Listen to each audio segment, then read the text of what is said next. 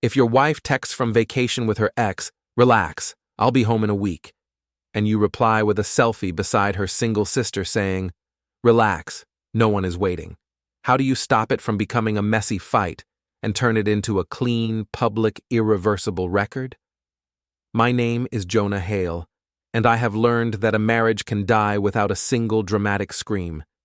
It can die the way a phone battery dies, slowly, while you keep pretending it still has juice.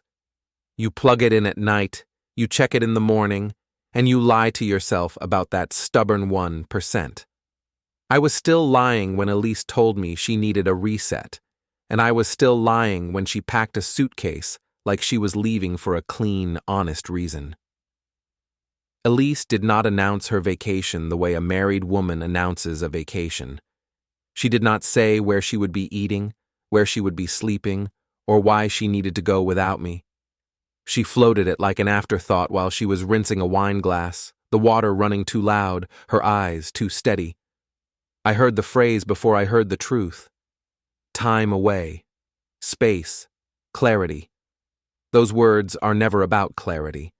They are about permission. I asked the simple questions because I wanted a simple story. Who are you going with? And what's the plan? And why now? Elise answered like she was managing a complaint, not speaking to a husband. She told me it was a girl's thing, then corrected herself without blinking. She said it was a small group, then immediately said she did not want to list names. I watched her pick her own story apart with perfect calm, and I watched myself accept it, because accepting it was easier than admitting what it sounded like. I knew the ex existed the way you know a stain exists under a rug. You can act like you forgot it, but you do not forget where it is. His name was Grant Mercer, which sounded like a person who had never waited for anything in his life. Elise had dated him before me, and she spoke about him in the careful way people speak about a bad habit they still miss. Not praise, not hate, just a quiet defense tucked inside innocent sentences. Grant was funny. Grant was ambitious. Grant helped her feel alive back then, as if life had a customer service desk. The week before she left, Elise started carrying her phone like it was an organ. Screen down when she set it on the counter, face angled away when she typed, and sudden silence whenever I entered a room. I noticed everything because noticing is what you do when you are trying not to accuse someone. I did not demand access, and I did not grab it from her hand, because I still believed I had to behave like a good man to deserve the truth. I was playing by rules she had already replaced. The morning she left, she kissed my cheek with a soft mouth and dry eyes. She smelled like citrus shampoo and determination. She said she would be gone a week, as if a week was a reasonable unit for married absence. She touched my arm like she was checking a box, then wheeled her suitcase to the door. I followed her, and the quiet between us felt like a decision already signed. Her car pulled away, and the street went still in that particular way it does after someone leaves you on purpose. I stood on the porch for a minute longer than necessary, listening to the distant whine of traffic and the faint rattle of a loose gutter. Then I went back inside to the house that still looked like a marriage. 2 mugs on the rack, her sweater on the chair, and the little framed photo of us at a wedding, smiling like people who thought loyalty was automatic. At noon, my phone buzzed, and the message arrived with the confidence of someone who believed she was untouchable. Relax, I will be home in a week. That was it. No heart, no apology, no explanation, no location. Just relax, like my concern was a childish tantrum, and she was my exhausted parent. I stared at the screen until the words lost their shape. Then I felt something inside me get very cold and very clear. I did not reply immediately, because anger is loud, but strategy is quiet. I sat at the kitchen table and pictured the scene I was not invited to. Elise laughing too hard at Grant's jokes, Elise wearing the sundress she claimed was too much for date nights with me, Elise letting her hair down the way she stopped doing at home. My mind did not need proof to build a full movie, and it played the same scene until my jaw hurt from clenching.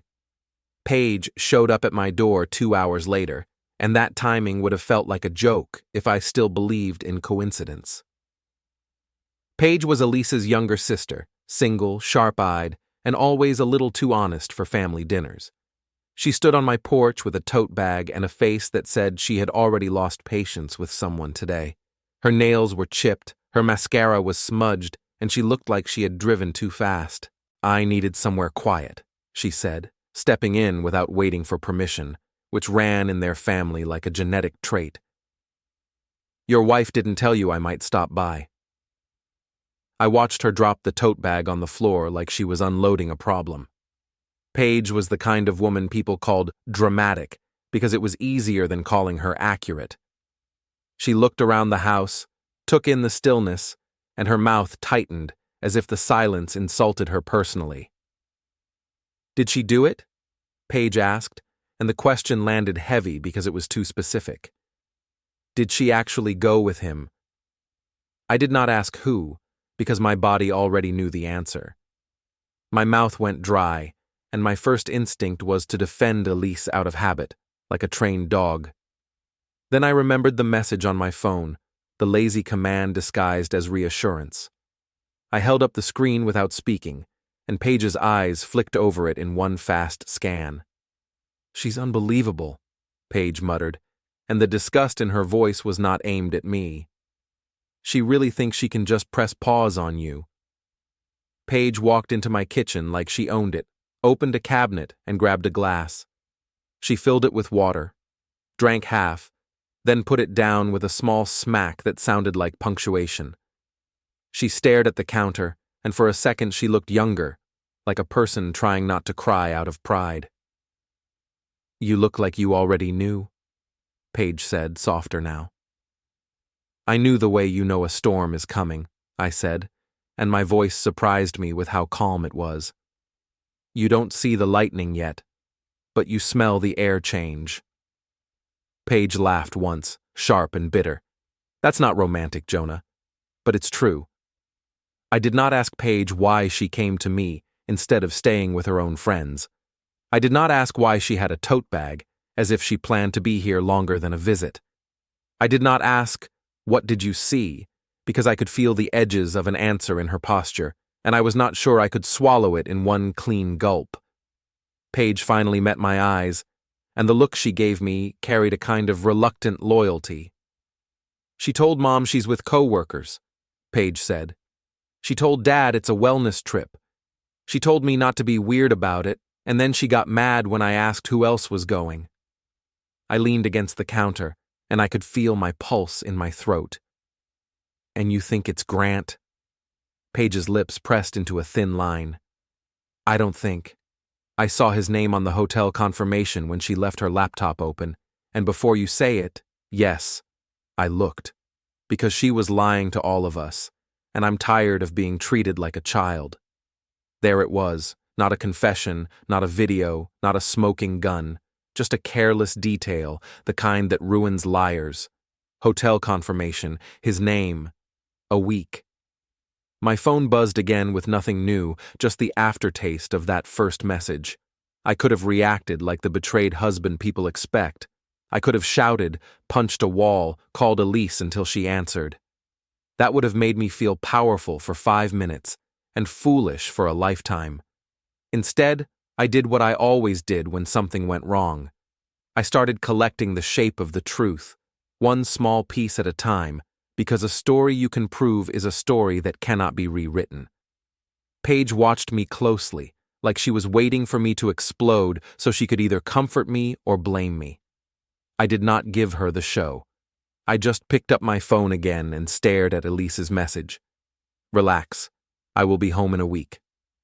The arrogance of it made my teeth ache. Paige shifted her weight and folded her arms. "What are you going to do?" she asked, and there was something in her tone that sounded like hope, which made my stomach twist. I looked at her, really looked at her, and understood something ugly and practical. Paige was here, in my house, on the same day Elise left to play tourist with her ex. If Elise wanted to make me feel small, she had accidentally delivered me a lever. Not because Paige was a prize, and not because I was suddenly interested in some petty swap, but because perception is a weapon, and Elise had been using it like it belonged only to her. I stepped closer to Paige, careful, not touching her, not turning it into something it wasn't. "I'm going to answer her," I said. "With what?" Paige asked, suspicious. "With a mirror," I said, and I hated how clean the idea felt. Paige's eyebrows lifted. "Jonah, don't be stupid."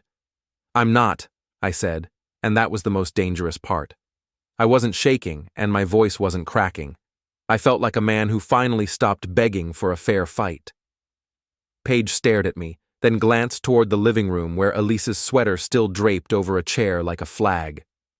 "This is going to hurt her," she said, and her voice did not sound sorry. "It already hurt," I replied.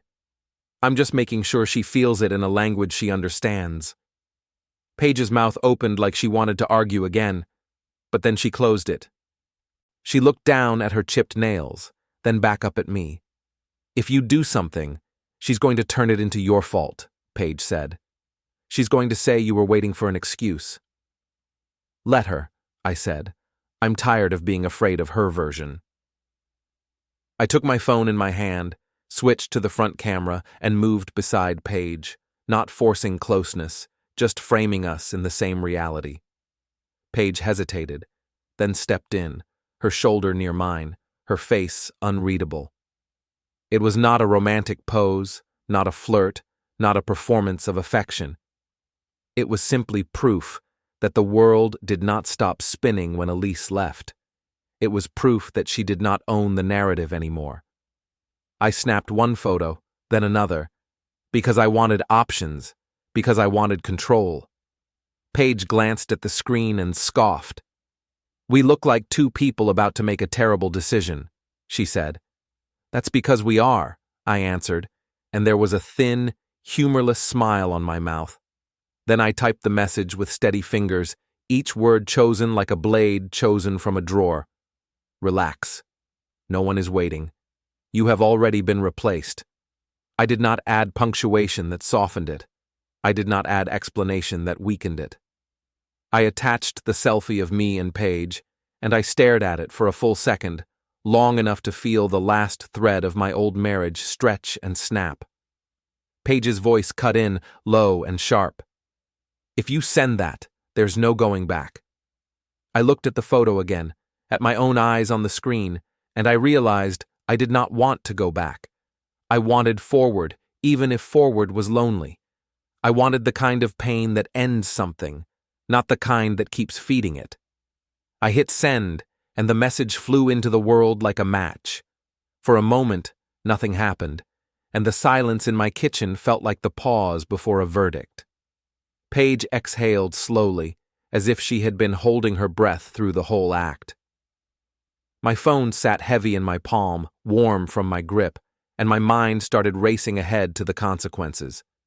Then Paige's phone buzzed on the counter, and she glanced at it once, going pale. "It's her," Paige said, and her voice was suddenly small. "And she's not asking what you meant." Paige slid the phone toward me, and I saw Elise's name flash on the screen with a single line underneath that made my stomach drop, because Elise wasn't angry yet. Elise was scared. Elise called again before I could finish reading the first message, and the phone vibrated across the counter like it had somewhere else to be. Paige backed away as if the screen might bite her, then folded her arms tight enough to bruise herself.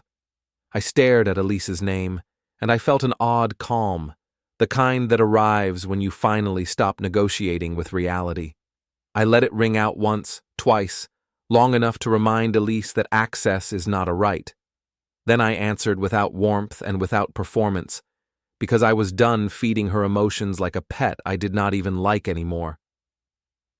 Elise did not start with rage, not yet, which is how I knew the selfie had landed exactly where it hurt.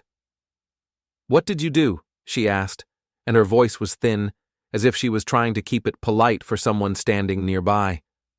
I pictured her on some sunlit balcony, Grant's hand already hovering like a claim, her phone clenched in a white grip, and I almost smiled. She had made a sport out of acting unbothered, but now the mask had slipped, and I could hear the scrape. I did not answer her question. I asked my own. "Are you still relaxed?" I said, and my tone was flat enough to be cruel.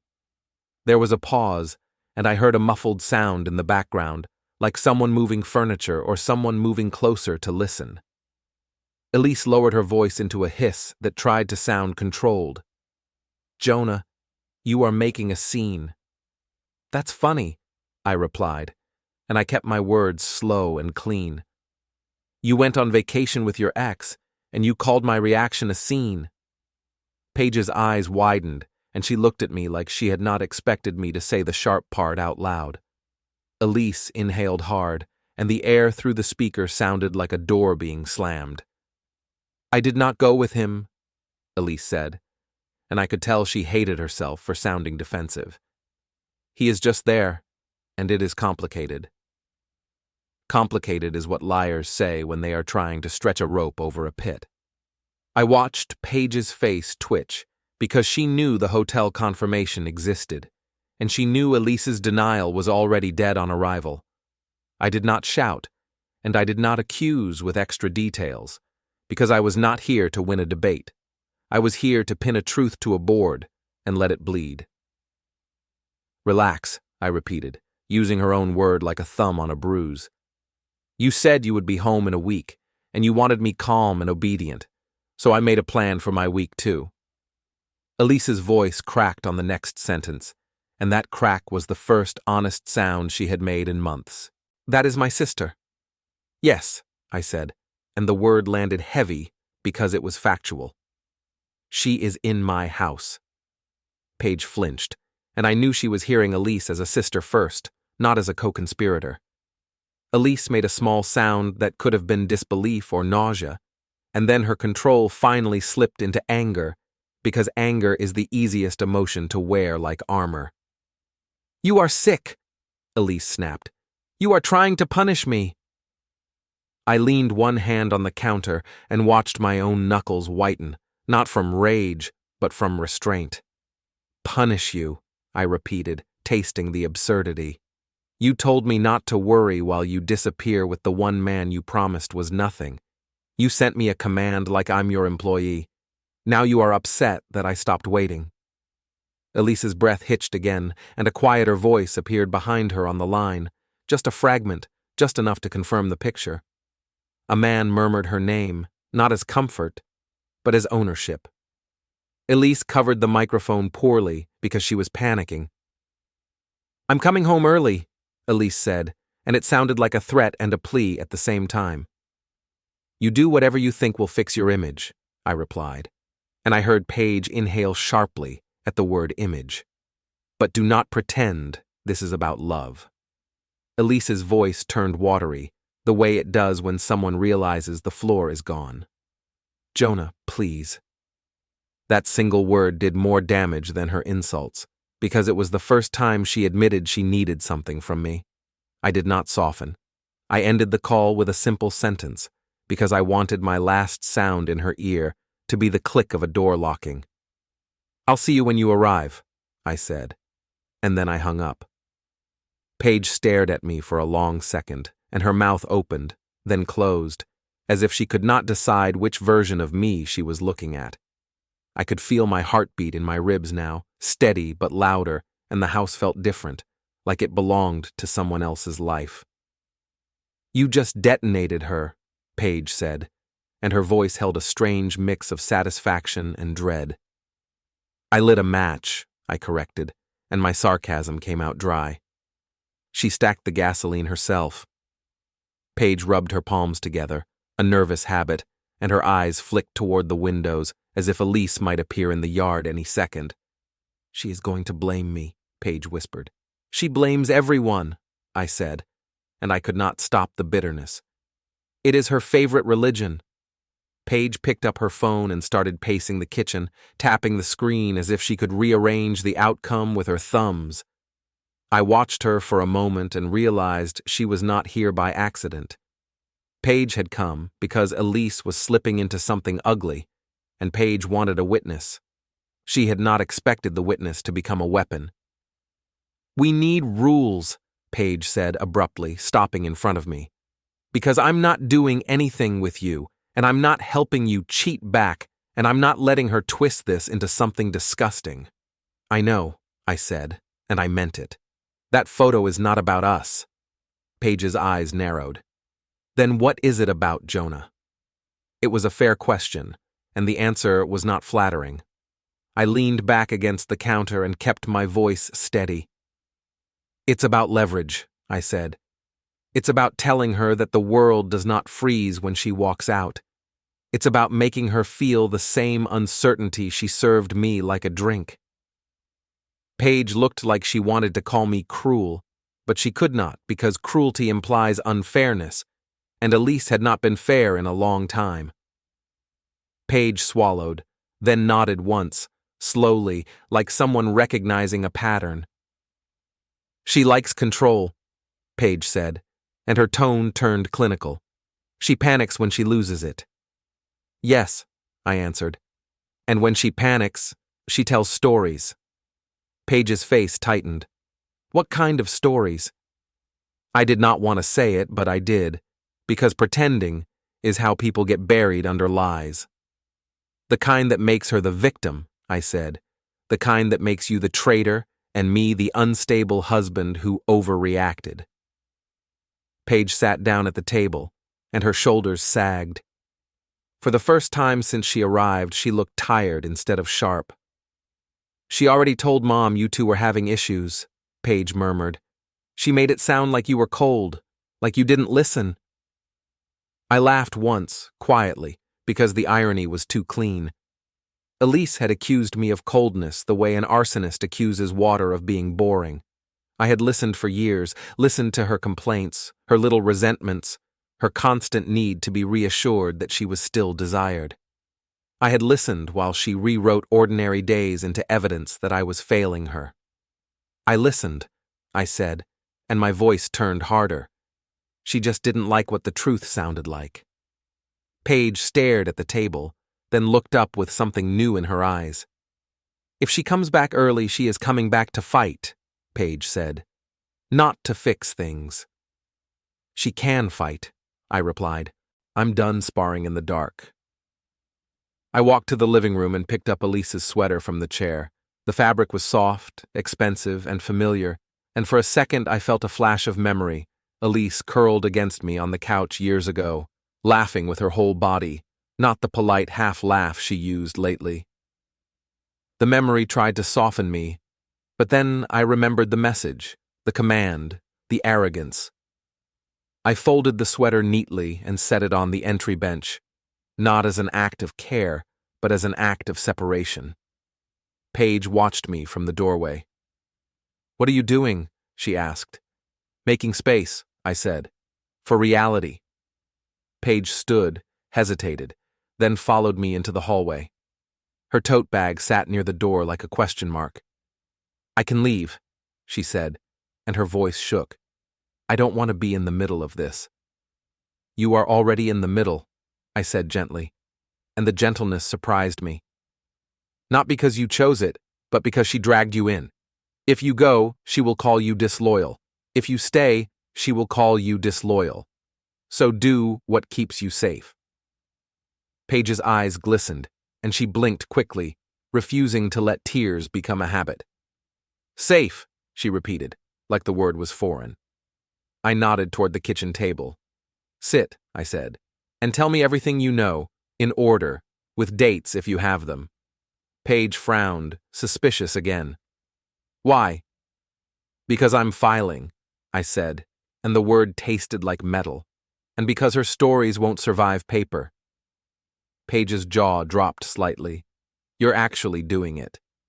I thought of Elise's smirk in my imagination, the casual confidence of someone who believed threats were toys. I looked Paige in the eye, and I let my voice go cold.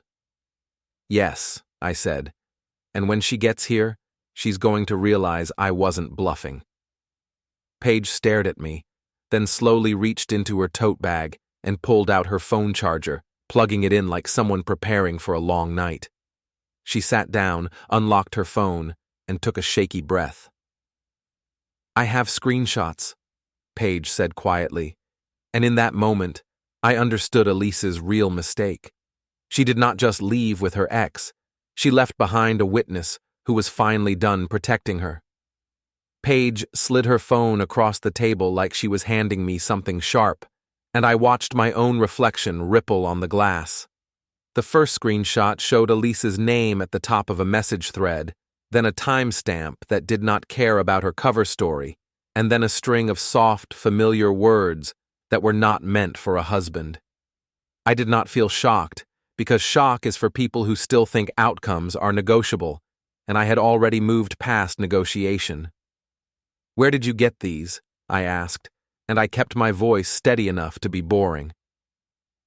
Paige swallowed, and her eyes darted to the hallway, as if Elise might materialize from the air. "She left her tablet at Mom's last month," Paige said, and her tone carried the disgust of someone remembering every excuse Elise used. "I was helping with a recipe, and the messages popped up because she never logs out." Elise had always been sloppy when she thought she was untouchable, and nothing makes a person clumsy like entitlement. I scrolled slowly, not because I needed time to understand, but because I needed to see the pattern in full.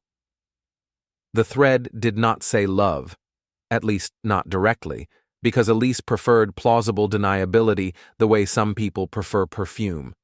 It said inside jokes, the kind that build a private room inside public life, and it said timing, and it said meetups disguised as errands. Paige leaned forward and pointed at a line I had already noticed. "Look at the dates," she said, and her voice tightened. Every time she said she had a committee meeting, he was there. I tapped the screenshot and zoomed in until the timestamp filled the screen. Then I zoomed again until it felt ridiculous, because I wanted my brain to stop trying to be merciful. Elise had told me she was doing volunteer planning, and she had said it with the lazy confidence of someone who never expects to be checked. Paige's screenshots showed a neat little calendar of deceit, and the worst part was how ordinary it looked. "What's his name?" I asked, even though I already had it from her earlier nervous half-explanation. "Grant," Paige said, and the way she said it sounded like she was spitting out something bitter. Of course it was Grant, a name that sounds like an adult permission slip, which fit Elise's taste for men who make her feel like rules do not apply. I slid the phone back toward Paige and lifted my own, then opened the Notes app without ceremony. I created a clean list with 3 columns in my head, because my work brain likes things it can measure: date, location, proof. It was not romantic, but it was reliable, and reliability is what Elise had treated like a weakness. "Do you have anything else?" I asked, and I kept my eyes on her hands, not her face. Paige hesitated, then nodded once. "I have the hotel email," she said quietly. "Not the full booking, but the confirmation header, because it showed on her lock screen when she came over." She pulled up another screenshot, and there it was, a subject line with the kind of bland corporate tone that makes lies die faster. It referenced an itinerary update, it referenced 2 guests, and it had a date that matched the week she had told me to relax. Elise had not even bothered to invent a new world. She had just tried to rename the one she was already living in. I stared at the screen and felt the anger rise, but it was not hot anger, not the kind that makes people reckless. It was cold anger, the kind that organizes itself into steps. Elise had made my marriage into a circus where I was supposed to clap while she performed, and now she was shocked I had left the tent. "Send me everything," I said, and my voice came out like a decision. Paige's eyes narrowed. "You're building a file," she said, not as a question. "I'm building a timeline," I corrected, because I did not want melodrama. A file makes it sound like I'm hunting her. A timeline makes it sound like I'm documenting gravity. Paige looked away, then back at me, and the guilt in her face cracked into something more practical. "If she comes back tonight," she said, "Mom will call you. Mom always calls you first." That was useful information, and I filed it away without comment. Elise's mother liked me, not because I was charming, but because I was stable, and stability is rare in families that trade secrets like currency. I was not going to weaponize her mother's affection, but I was also not going to pretend Elise's family was neutral. Nobody is neutral when the story threatens their pride. I stood and walked to the kitchen drawer, where we kept the cheap printer paper and the spare pens. I set a stack on the table and wrote the first date at the top, then the second, then the third, and I left space for receipts and screenshots like I was setting plates for dinner. Paige watched me with a kind of wary respect, as if she had expected shouting, and she had found administration instead. "You're not even shaking," she murmured. "I shook for 2 years," I said, and the sarcasm tasted clean. "Tonight I'm just taking notes." Paige's phone chimed again, and she jolted, then exhaled as she read the screen. "She texted me," Paige said, and her voice went small. "She wants to know why I'm not answering." "Because you're busy telling the truth," I replied, and I slid my own phone across the table toward Paige. "If she calls you again, put it on speaker." Paige blinked at me. "Why?" "Because she talks differently when she thinks she owns the room," I said, and I kept my voice low. "And because her words are part of the evidence, even if they never end up in court." Paige looked sick at the idea, but she nodded, because she had already crossed the line from loyalty to honesty, and honesty does not let you pretend it is harmless. She placed her phone on the table and kept her finger hovering over the volume button like she was ready to flee. My phone buzzed before hers did, and I did not need to look to know the name. Elise was predictable when panicked, which is why she liked men who felt unpredictable. I stared at her name for 1 beat, then answered, and I kept my greeting empty. "What is wrong with you?" Elise snapped, and she did not bother with hello. "Why is Paige not answering me?" Paige's face went pale, and I flicked my eyes toward her, then back to the wall, as if I were bored. "Maybe she's tired of being your backup character," I said, and my tone stayed flat. Elise's breath scraped the speaker, and I heard a faint echo behind her, like a hallway or a hotel room with tile. "Put her on," Elise demanded, and the demand was the point. "Now." Paige's fingers curled into a fist, and she did not move, which was the first real choice she had made against Elise in years. I kept my voice calm because calm was my weapon, and Elise hated weapons she could not wrestle away. "She's here," I said, and I made the sentence simple on purpose. "She's safe, and she's not your messenger." Elise's voice shifted into something softer, a forced tenderness that always arrived when she needed compliance. "Jonah, you're being dramatic," she said, and she tried to laugh. "This is exactly what I mean when I say you spiral." I glanced at Paige, and her eyes widened, because Elise was doing it in real time, using the same script, the same phrases, the same attempt to paint me as unstable. The irony was almost funny, and I let a small laugh out, not because it was humorous, but because it was predictable. "You want to talk about spiraling," I said, and I kept my words measured. "You left town with your ex and asked me to relax, then you panicked when I stopped waiting." Elise went quiet for a second, then her voice hardened into anger again. "Grant is not my ex," she said too quickly, and the lie hit the table like a dropped fork. Paige's head snapped toward me, and the look on her face was pure shock. That single sentence did more damage than every screenshot, because Elise had just revealed a new truth by trying to protect the old one. She had always referred to him as her ex when it suited her story, and now she was rewriting even that, because fear makes liars inconsistent. I smiled without warmth. "Interesting," I said, and I let the silence stretch long enough to make her uncomfortable. "So, he's not your ex, but you still chose him over your marriage?" Elise's breathing quickened, and I heard a muffled male voice in the background again, lower this time, like someone warning her to hang up. Elise did not hang up, because she needed to control the narrative more than she needed privacy. "I'm coming home," Elise said, and now the words were sharper. and you're going to stop this because you're humiliating me." "You humiliated yourself," I replied, and I kept my tone so calm it sounded cruel. "I'm just refusing to clean it up."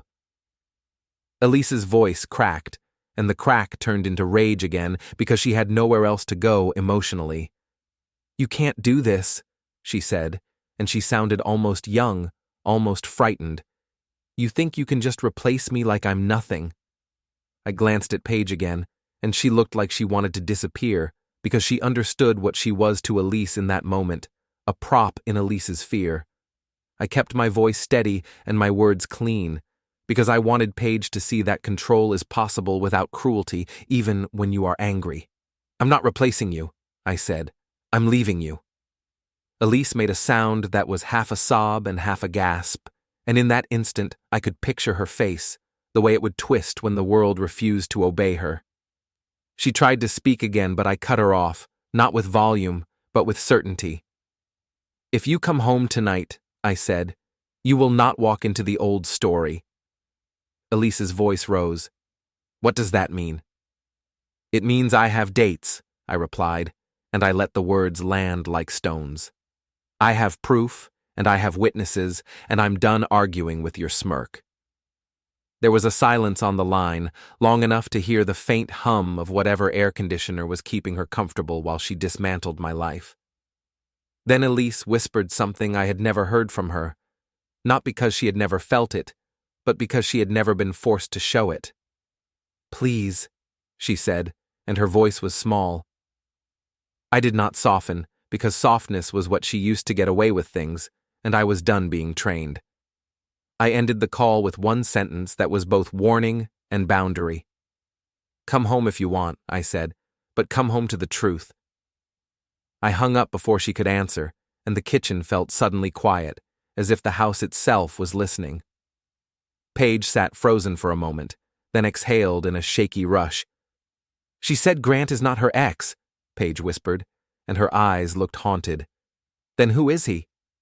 I stared at the paper timeline I had started, and I felt something shift in my chest, not fear, but focus.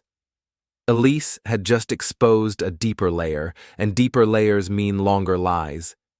"He's worse than an ex," I said, and my sarcasm came out like a blade. "He's a present." Paige swallowed hard, then slid her phone toward me again. "There's one more thing," she said, and her voice dropped. "Mom has a photo from a charity event, and Elise begged her not to post it." I lifted my eyes. "What's in the photo?" I asked, and my voice stayed calm even as my mind accelerated. Paige tapped the screen, pulled up a blurred preview, and then enlarged it until the truth came into focus. The image showed Elise in a crowded room, smiling too brightly, and beside her was Grant, close enough to be intimate, and on his wrist was a distinct band with a logo I recognized from a local firm's vendor events. It was the kind of detail that would mean nothing to a forgiving spouse and everything to a man building a timeline. "What is that wristband?" I murmured. Paige's voice shook as she answered. "It's for the hospital board fundraiser," she said. "Grant works security for their events, and Elise volunteered on the committee." I stared at the wristband, and I felt the plot tighten like a knot. If Elise had been running this affair inside official events and volunteer committees, then her lies were not just personal, they were procedural, and procedures have consequences that pride cannot talk its way out of. I picked up my pen again and wrote a new line on the paper, and the ink looked darker than it should have. "Okay," I said, and I kept my voice low, because a plan was forming. "Then we stop chasing emotions, and we start chasing records that ordinary people can see." Paige blinked. "What are you going to do?" she asked, and her fear was honest. I looked at the timeline, then at the screenshot, then at the front door, as if I could already see Elise's shadow on the porch. "I'm going to let her come home," I said quietly, "and I'm going to make sure she walks into a week that can't be rewritten." By morning, the house felt like it had been holding its breath all night, and I moved through it like a man collecting fingerprints from his own life, careful not to disturb anything that could later prove a sequence. I poured coffee I did not want, opened my notes, and rewrote the timeline in clean blocks, because messy truth is a gift to liars, and I was done giving gifts. Paige sat at the kitchen table with her hands wrapped around a mug, watching me like she was waiting for a collapse. But what she got was organization, which is always the first sign that someone has finally accepted the shape of the fight. I asked Paige to forward every screenshot to my email, not because I loved redundancy, but because I loved permanence, and texts can disappear when someone decides to be brave in the worst way. While she did that, I pulled up our shared calendar on my own phone, the one Elise and I had used for dentist appointments and dinner reservations, and I searched the weeks around her committee meetings with the calm patience of a man hunting patterns in noise. The overlaps were not dramatic, but they were consistent, and consistency is the closest thing to confession that people like Elise ever offer. Every time she had claimed volunteer planning, there was a blank space that should have held details, because she never bothered to add specifics when she thought no one would audit her. Paige glanced at my screen and flinched as if the dates were loud. She always told me she was busy doing good things, she said, and the bitterness in her voice sounded unfamiliar, like a new muscle being used. It's stupid, but I believed it because I wanted to. It's not stupid, I replied, and I kept my tone neutral because sympathy can accidentally turn into permission. It's human, and she uses human like a tool. The phone rang again before I could finish writing, and Elise's name lit up the screen like an accusation dressed as a question. I did not answer immediately, because the first rule of breaking a liar is letting them feel time, and time is the one thing they cannot charm. When I finally picked up, I did not greet her, and the silence on my end forced her to start without a script. I'm getting on a flight, Elise said, and she sounded too controlled, which meant she had rehearsed. You're going to calm down before I get there, and you're going to stop involving my sister. I looked at Paige, and Paige looked at the table, because even after everything, Elise's voice still had gravity for her. I let a small exhale slip out, not as a sigh, but as a signal that I was not impressed. You involved your sister when you made her your cover, I said, and my voice stayed flat because anger would have fed her. She's not a shield, Elise, and she's not your messenger. Elise's tone tightened, and I could hear the edge of panic under her control. Grant is not what you think, she said, and the speed of the sentence gave it away, because people only rush when they are trying to outrun facts. You already told on yourself, I replied, and I kept my words clean. Now you're just trying to decide which lie hurts less. There was a pause, then a softening, because Elise was switching to the version of herself she used when she needed a man to doubt his own eyes. Jonah, listen, she said, and her voice turned intimate, like she was standing behind me, like she owned the space between my ribs. I was lonely, and I made a mistake, and you're turning it into a war. I almost laughed at the simplicity, because Elise always wanted her betrayals to be treated like weather, something that happened, something you endure, something you forgive because it is inconvenient to fight a storm. I looked at the timeline, at the dates, at the hotel header, and at Paige's bruised expression, and I felt my patience harden into something sharper. A mistake is one night, I said calmly. A routine is a plan. Elise inhaled, and the inhale shook slightly, which meant the mask was slipping. So what? She snapped, and her rage returned like a reflex. You're going to ruin my life because I took a week away. You ruined your own life the moment you made me your audience, I said, and I kept my tone so calm it sounded almost bored. I'm just leaving the lights on. I ended the call before she could pivot again, and the kitchen felt cleaner afterward, like a room after someone finally stopped shouting. Paige stared at me with a kind of stunned relief, as if she had never seen someone refuse Elise without begging first. Then she swallowed, and her face turned practical. What do you need from me? She asked, and the question mattered because it was the first time she had offered help without fear. I need two things, I said, and I counted on my fingers because clarity calms people. I need the charity photo in full resolution, and I need your mom's confirmation that Elise begged her not to post it. Paige nodded quickly, then reached for her phone again, and I watched her hands stop trembling as she typed.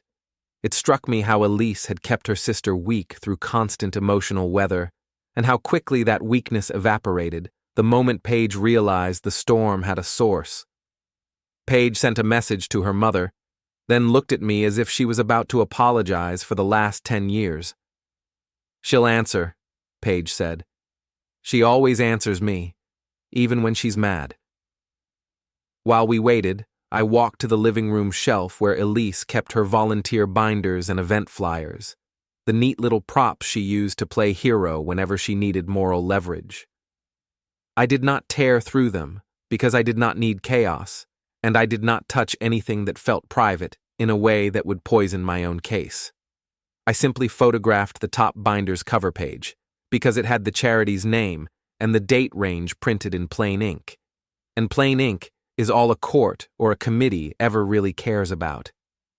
When I returned to the kitchen, Paige's phone buzzed and she read the message with her lips slightly parted. "Mom says she can send the photo," Paige murmured. "She also says Elise told her it would look bad because people would gossip."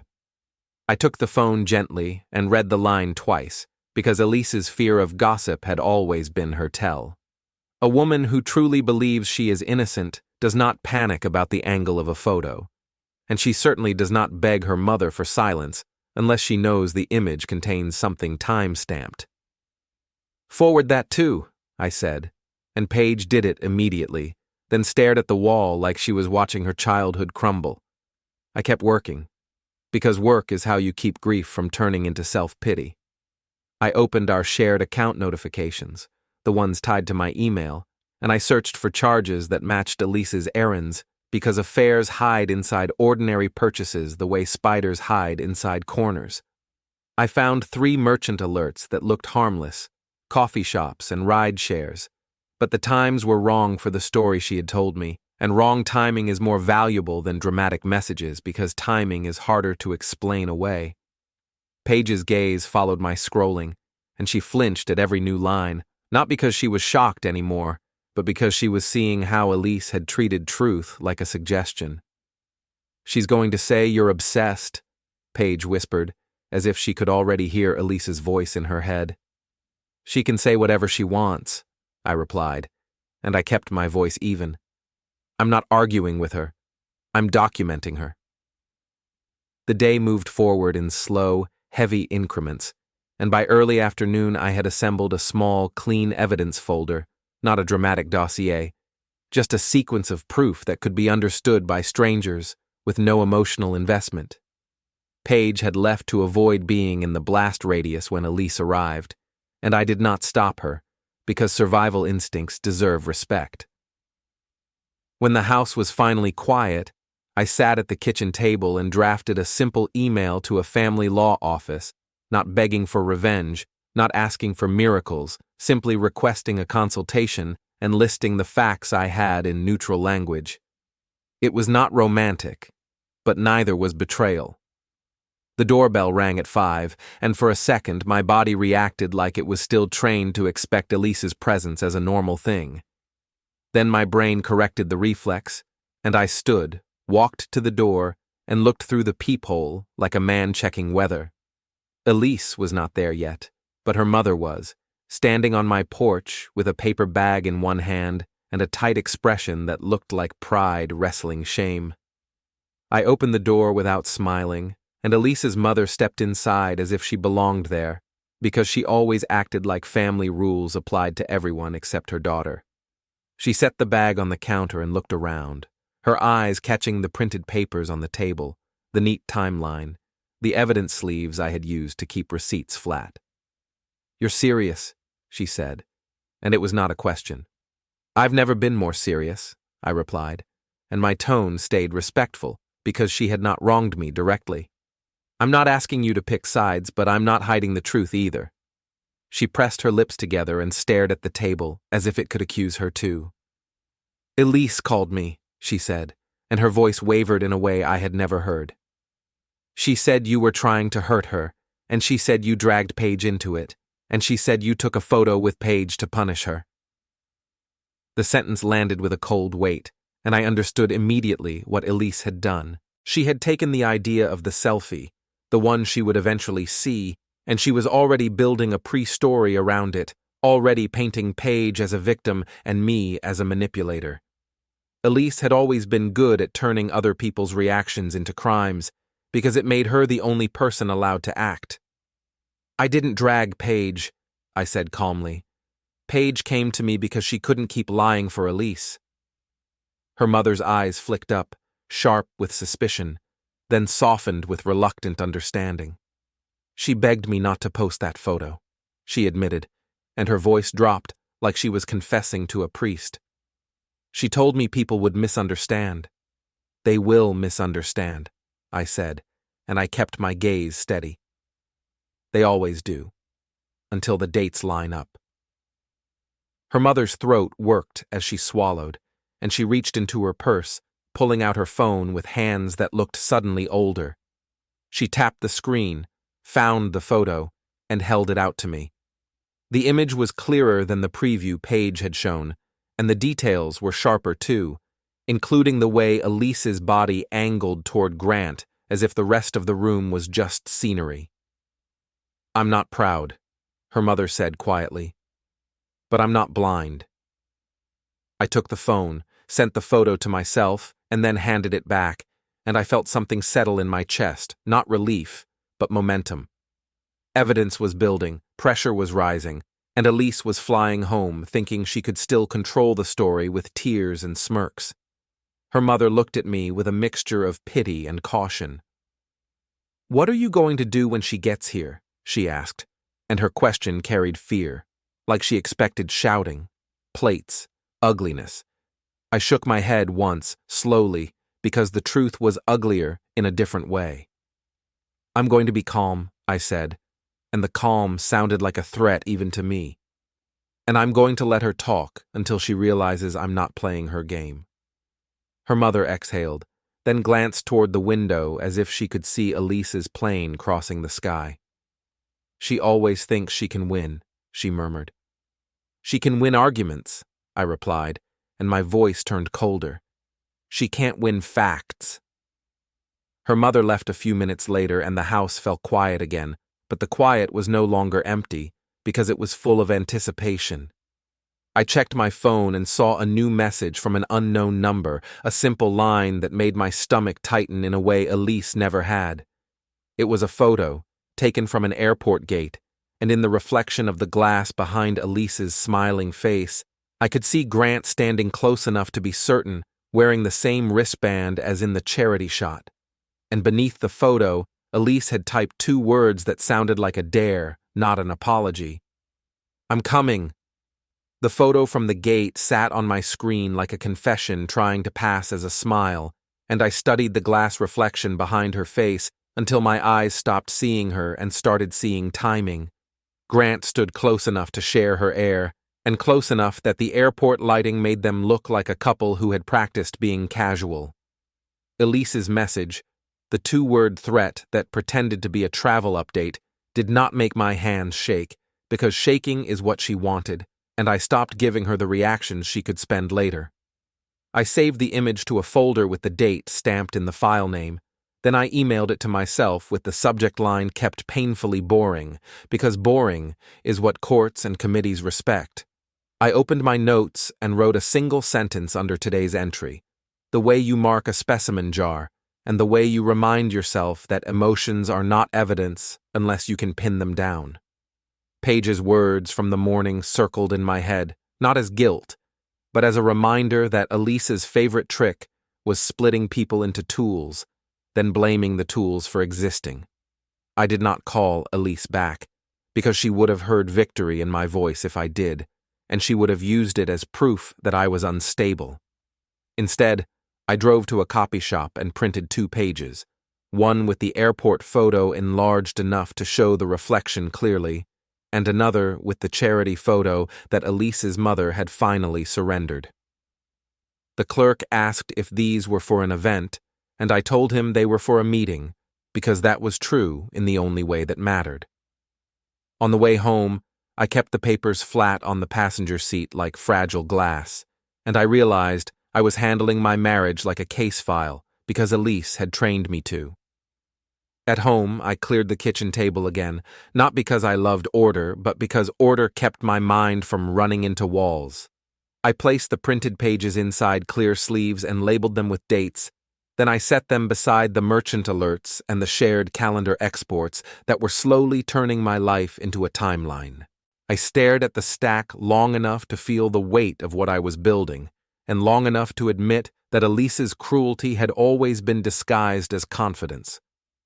When someone smirks and tells you to relax, what they mean is that they want you blind, and what they mean is that they expect you to be grateful for the blindness. The front door opened without knocking an hour later, because Elise never respected thresholds unless they belonged to her. Her suitcase wheels clicked across the floor with the sound of entitlement, and the first thing she did was scan the room for witnesses, like she was deciding which version of herself to deploy.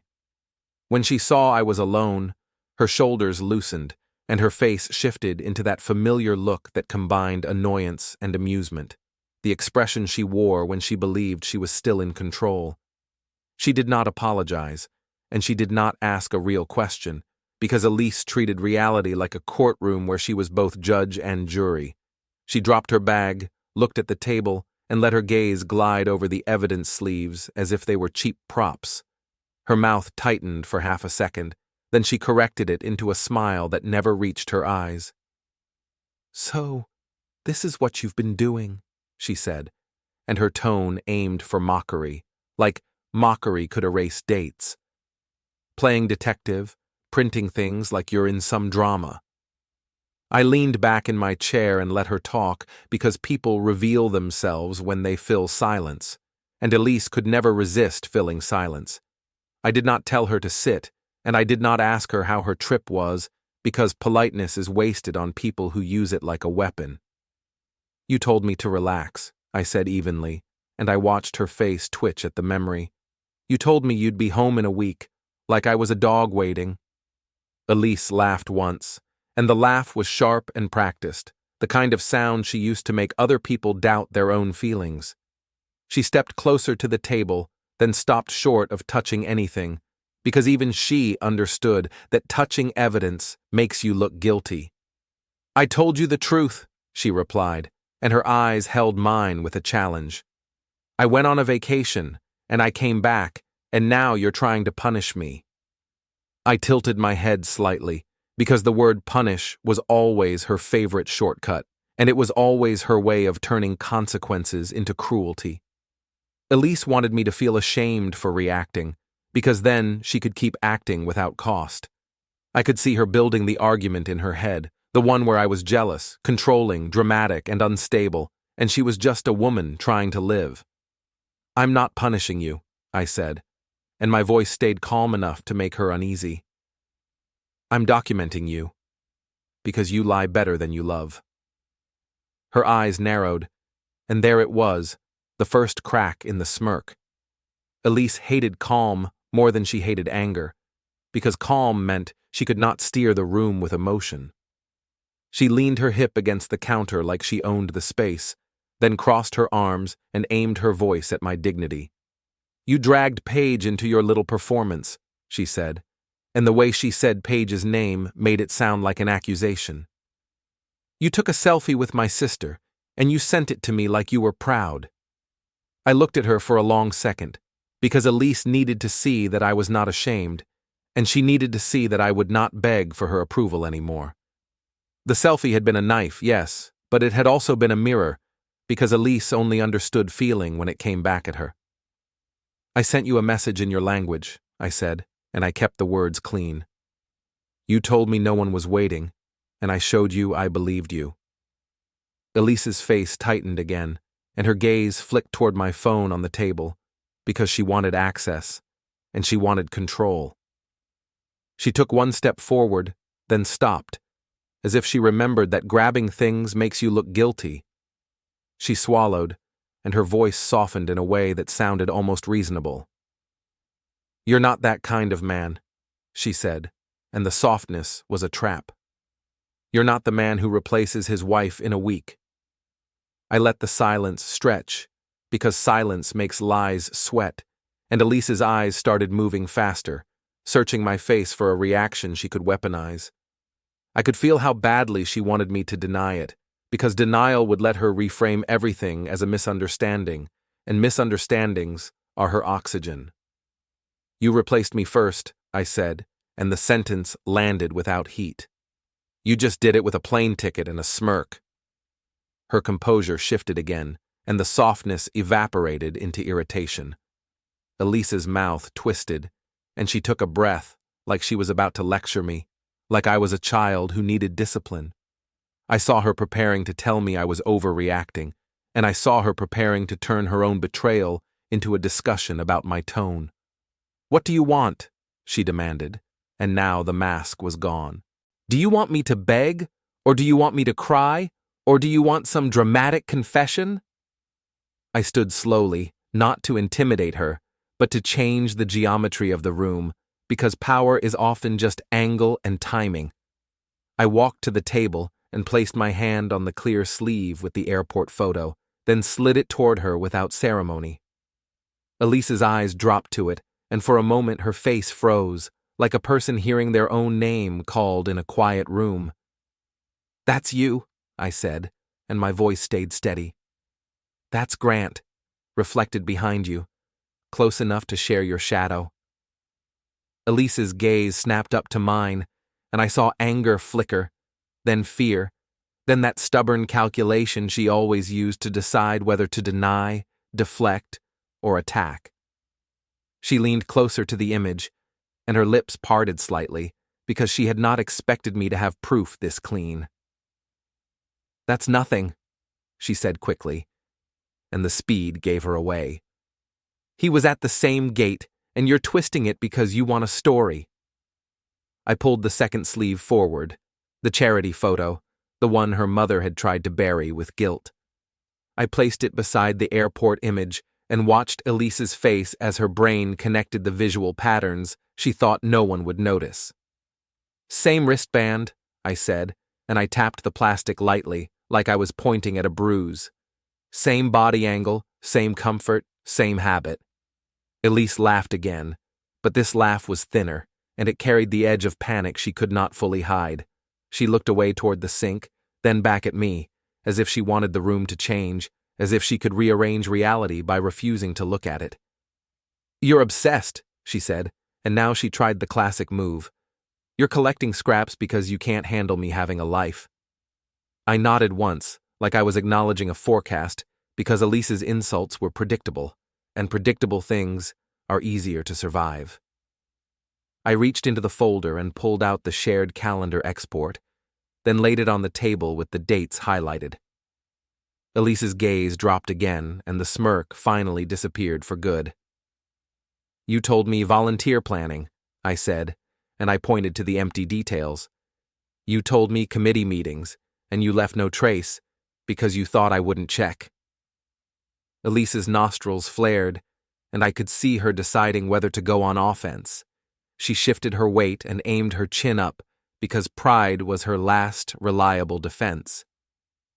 "So what?" she said, and the words came out sharp.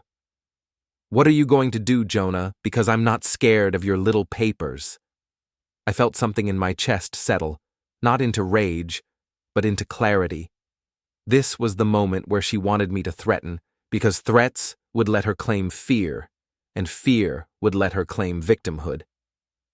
I did not give her that, because I had learned that the cleanest revenge is letting someone stand in their own choices.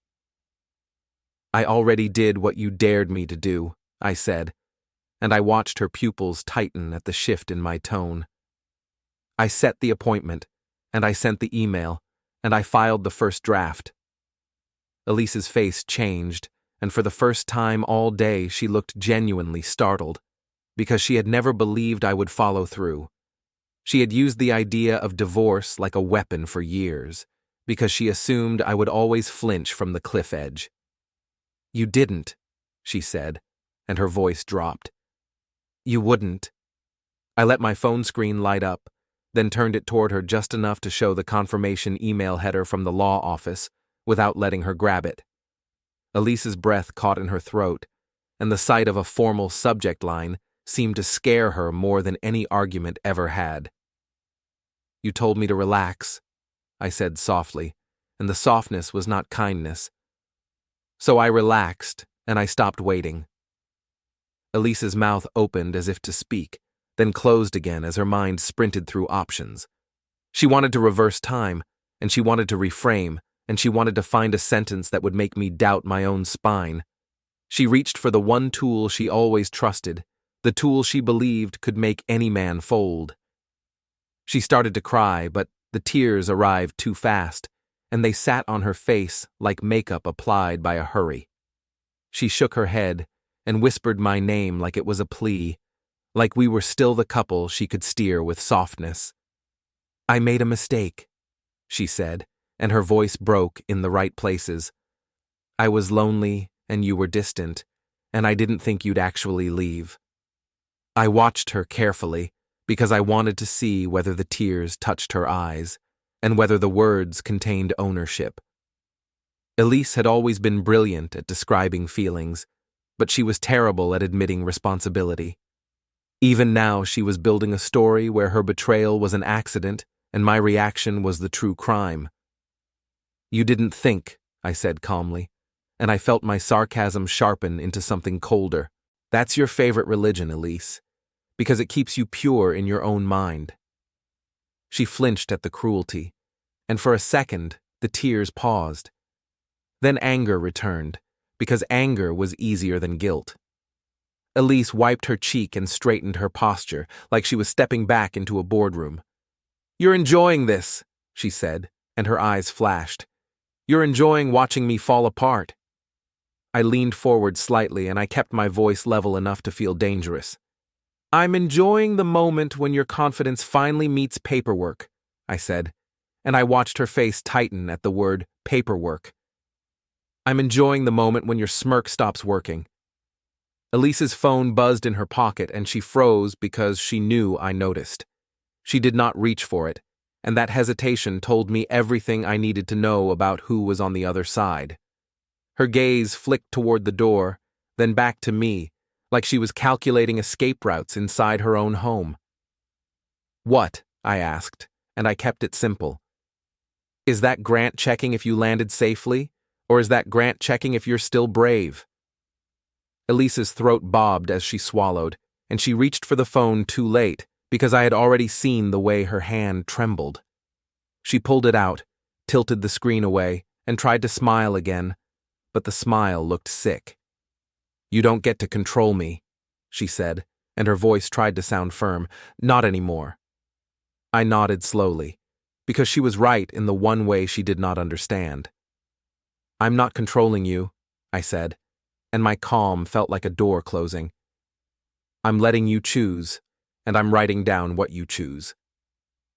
Elise stared at me for a long moment, and the room held that tense quiet that comes right before a storm. Then her phone buzzed again, and this time the sound was louder, like the universe underlining the point.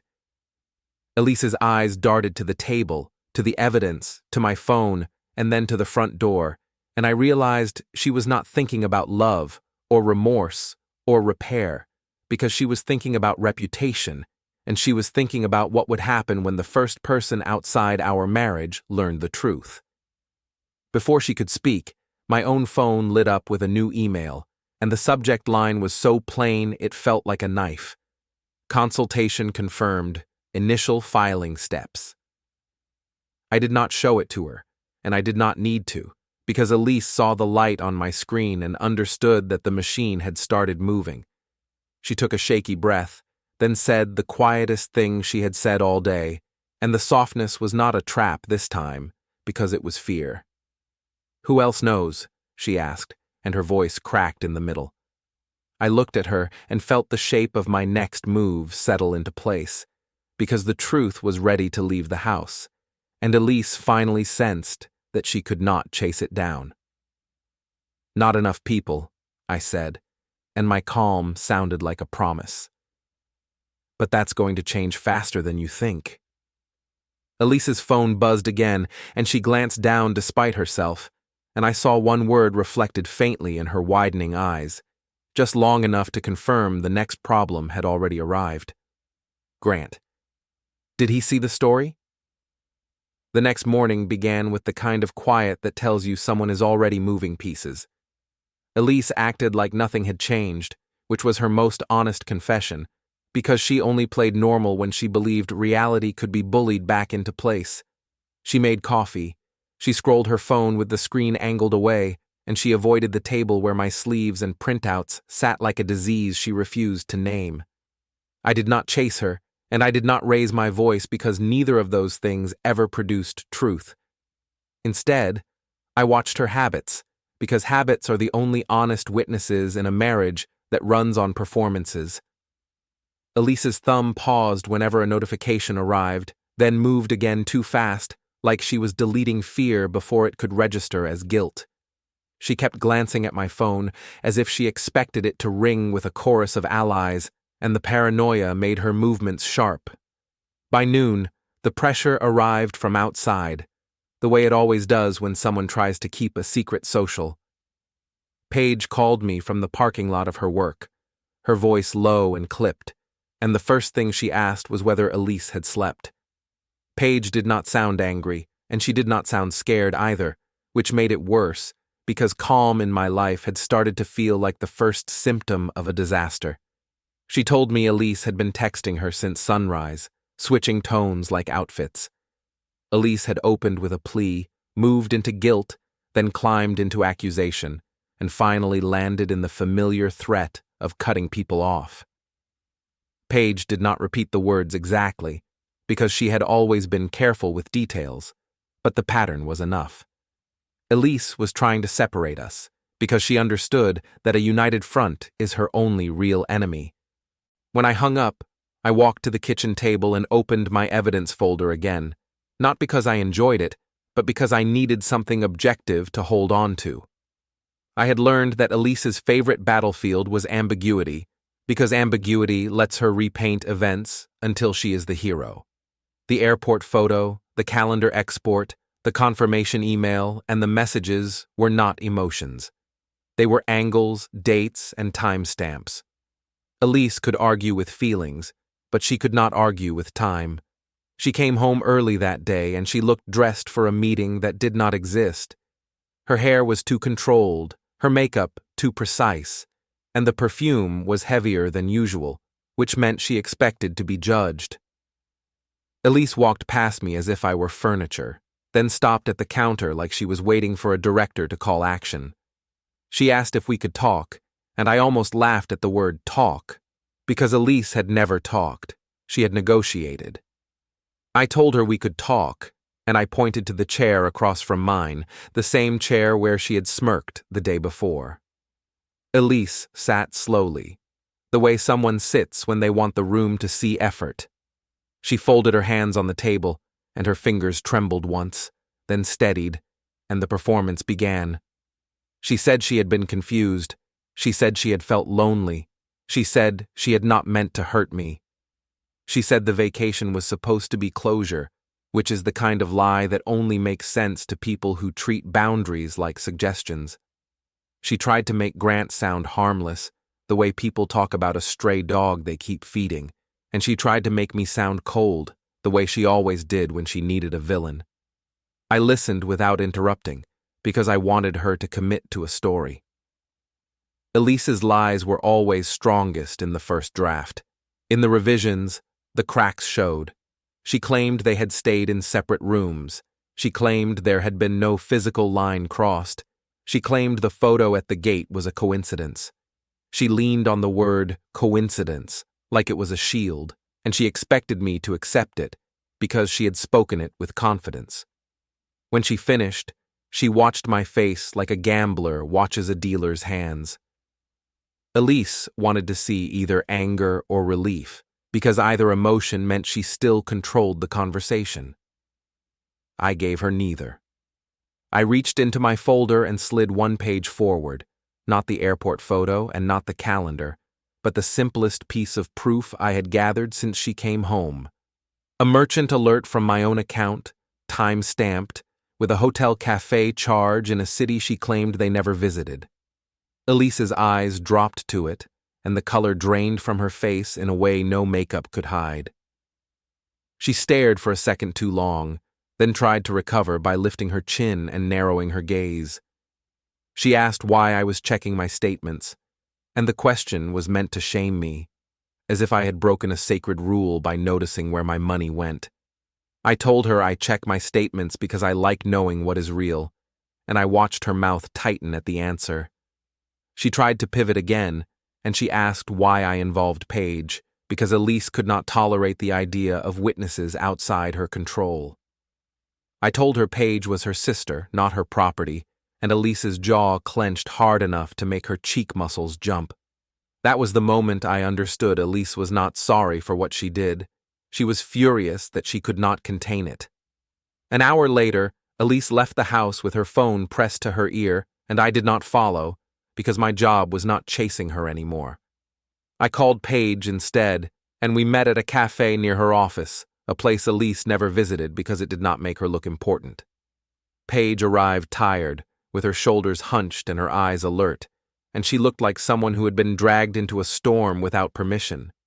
She told me Elise had tried to recruit her into the cover story, and she told me Elise had tried to make her swear loyalty in advance. Paige said Elise called me manipulative, and she said Elise warned that I would ruin the family, and she said Elise cried when Paige refused to nod. Paige's voice did not shake, but her hands did, and the tremor made me want to tear something apart, which was exactly why I stayed calm. I asked Paige one question, and I asked it gently, because I needed truth more than I needed comfort. I asked whether Elise and Grant had been around before this vacation, and Paige's eyes flicked away before she answered, which told me everything. She said she had seen Grant's name on Elise's screen months ago, back when Elise claimed she was only reconnecting for closure. Paige said she had heard Elise laugh quietly in the hallway during phone calls she didn't want anyone to overhear. Paige said Elise had been practicing a separate life right under our roof, and she said she hated herself for not pushing harder. That information was not dramatic, but it mattered, because it stretched the timeline. Elise wanted me to believe this was a one-week mistake, because a small betrayal is easier to forgive. A longer betrayal is not just a mistake. It is a pattern, and patterns don't deserve mercy. I thanked Paige for telling me, and I told her she did not need to choose between her sister and her integrity, because integrity is not a side. Paige looked like she might cry. Then she swallowed it back, and she said she was tired of watching Elise win by force. When we left the cafe, Paige offered to show me something on her phone, and she hesitated, as if she feared she was about to cross a line. I told her she could stop any time, because the only evidence I wanted was evidence freely given. Paige opened a screenshot thread and showed me a public story someone had tagged Elise in 2 weeks before the vacation, a restaurant table, a blurred arm, and a reflection that caught a familiar face. Grant's face was not centered, but it was there, like a ghost Elise assumed no one would recognize. The story had a date stamp, and the date stamp sat neatly beside Elise's claim that they had not seen each other in years. I did not ask Paige to send it to me, because I did not need to copy her phone to win, and I did not want to risk turning her into a pawn. Paige offered anyway, and when she did, she said something that made the whole day feel heavier. She said Elise had been using her, and she said Elise had been using everyone, and she said she was afraid Elise would blame her when things exploded. I told Paige Elise blames people the way arsonists blame oxygen, and Paige managed a small sad smile. That evening, Elise came home with a new posture, a posture that said she had decided to fight. She walked in, saw my calm, and looked irritated by it, as if I had stolen her favorite weapon. She told me she had spoken to someone. She did not say who, and she said I needed to stop with the paperwork before I embarrassed myself. She said divorce would ruin me financially. She said courts punish men who act petty, and she said people would laugh at me for trying to play the victim. I asked her if she wanted to see the consultation confirmation again, and she went quiet for a beat, because she knew that paper was real. Elise's eyes shifted to my folder, and she asked if I was building some kind of dossier. She said it like an insult, but her voice carried fear, because fear is what happens when a person who runs on control realizes they are being measured. I told her I was building clarity, and I told her clarity was the opposite of gaslighting. Elise scoffed, and she asked if I planned to parade her mistakes in public. I told her she had already paraded them, and she had done it with a plane ticket and a smirk. She opened her mouth to argue, then closed it, because even she knew that was true. She tried another angle, and she said Paige had always been jealous of her, and she said Paige was poisoning me. I told Elise that Paige was tired, not jealous, and Elise's expression hardened into something almost hateful. That moment mattered, because it proved that Elise's loyalty had always been conditional. The second Paige refused to serve her, Elise turned on her. I watched Elise's mask slip, and I felt something in me settle even deeper. Later that night, Elise's phone buzzed again, and she answered it in the hallway, whispering too close to the wall. I did not press my ear to anything, and I did not follow her, because I did not need spy tricks to see what was happening. When she returned, her eyes were brighter, her breathing uneven, and her lips pressed tight like she had bitten down on panic. She told me she was going to stay with her mother for a few days, and she said it like a threat, as if absence would punish me. I told her she could go, and I told her to take what she needed. Elise paused at that, because she expected pleading. She expected me to ask her to stay, and she expected to walk out feeling powerful. Instead, she looked suddenly uncertain, like a person stepping onto a stage and realizing the audience has left. She started packing, and as she moved through the bedroom, she kept glancing at the mirror, adjusting her face, trying to find the version of herself that still worked. I stood in the doorway and watched her fold clothing with hands that were too fast. Elise was not grieving the marriage. She was grieving the loss of leverage. She zipped her suitcase with a violent tug, and when she turned toward me, her eyes were wet again, but the tears looked different this time. "I didn't think you'd do this," she whispered, and the words sounded almost childlike. I wanted to tell her that I didn't think she would either, but that sentence belonged to a man who still expected fairness. I was not that man anymore. I told her she should not dare people unless she can live with the answer, and her mouth trembled like she might speak. Then she stopped, because there was nothing left to threaten me with. When Elise left, the house felt larger and colder, and I sat at the kitchen table with my folder open like a map. I wrote one new line in my ledger, simple and clean, because the truth does not need decoration. I noted the date. I noted the public story screenshot Paige showed me, and I noted the merchant alert that contradicted Elise's claims. I signed the page, not because a signature makes pain official, but because signatures make lies harder to sell. Then my phone buzzed, and the screen lit up with an unknown number, a number that felt deliberate. The message was short, and it carried the kind of confidence that only belongs to someone who believes they cannot be touched. It read, "This is Grant. We should talk man to man before you embarrass yourself." Grant's message sat on my screen like a greasy thumbprint on clean glass, and I stared at it long enough to feel the cheap confidence underneath. He wanted man to man because that phrase makes weak men feel noble, and because it frames the situation as two rivals fighting over a prize. Elise loved that framing too, because it erased her agency and recast her as a trophy, which meant she could dodge accountability again. I did not answer immediately because immediacy is a gift, and I was done giving gifts. Instead, I took a screenshot of the message with the timestamp visible, then I saved it into the same folder where my sanity now lived. I wrote one line in the ledger beside it, and I kept the language simple, like I was writing directions to a place I never wanted to revisit. Then I locked my phone and let the silence do its job. 5 minutes later, another text arrived, shorter, sharper, and more revealing than he probably intended. He said Elise was upset, he said I was overreacting, and he said he could help calm things down if I stopped making it public. The words were a confession dressed as advice, because only someone involved would worry about the same public exposure Elise feared. I saved that one too, and I kept my face neutral, because I knew what Grant was really doing. He was trying to get me on the phone so he could say things that would never exist in writing. He was trying to pull me into a conversation where he could bait anger, then later describe me as unstable.